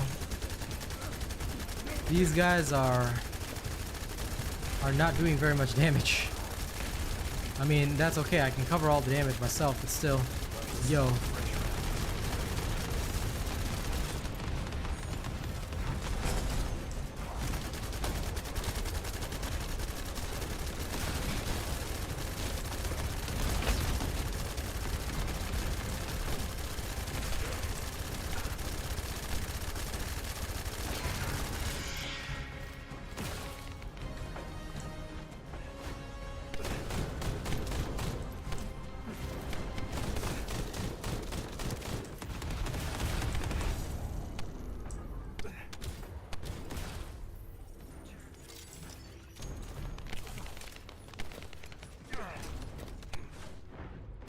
I have to wait for the minions to all come in before I can use my extendo.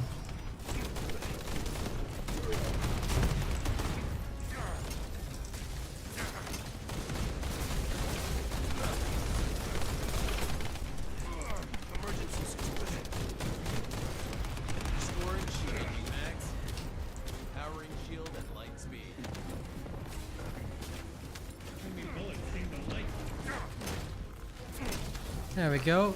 I got my 896 rounds. Ooh. It's more like this. Yeah, let's do it again. Nothing there. Now this is how you dish out that damage.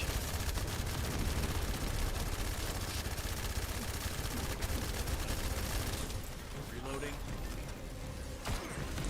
Enhancing firearm.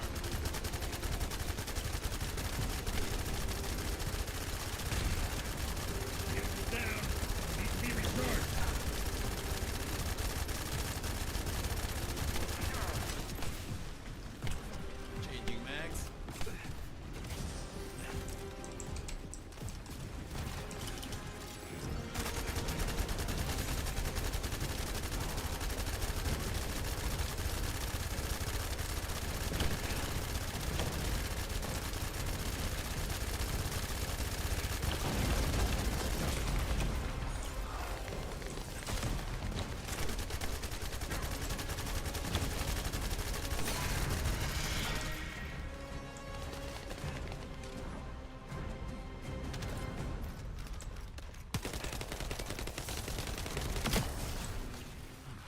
There we go.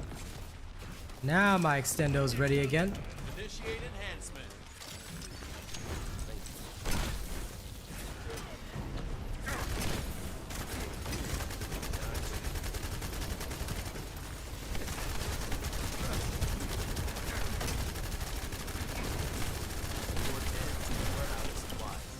Power and shield and light speed. Oh, it's not enhancing firearm. Breath. Good at this. Impressive, huh? There we go.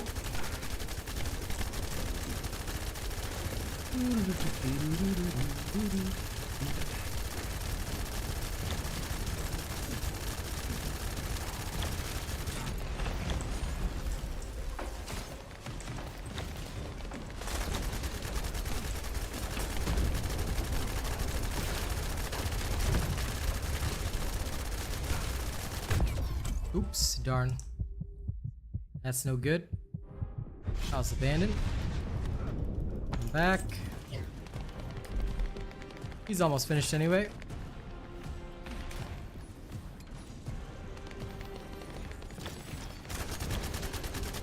Yeah, I just want to try and get the DPS out so they don't suffer.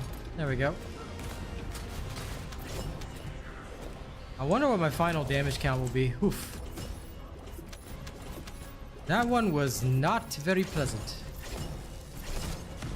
Final damage is 93 million right there.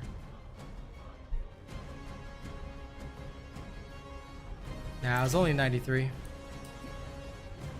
So they did some damage, but not a lot. Phew. It does have removable parts. The removable parts are the chest and the back, I believe. So you can attach them if you want.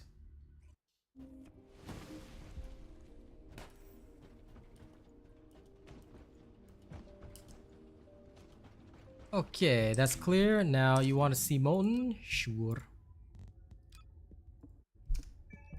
For Molten, I will need to... This is the only time you will see me bring vestigial organ along. Are you ready to undertake a void intercept battle assignment? So roughly between the three of them, they did about 30 million-ish, which is not too bad, I guess. In Hollywood KT, listen, I always give honest answers. Well, we'll see if they understand or if they don't. Maybe they'll finish it in one phase. Either way, I can always give it a go, right? Nothing wrong with giving it a go. After that, I will end my stream and then go relax. All of this is in my build video, John. So just check out the build videos. Everything that you need is on my build videos. Here's my entire playlist of videos as well. All you gotta do is watch the videos, guys. Once you watch the videos, that's it. You don't have to think. You don't have to worry. Just watch the build videos. Everything is in there. My entire playlist of videos contains all the knowledge you need.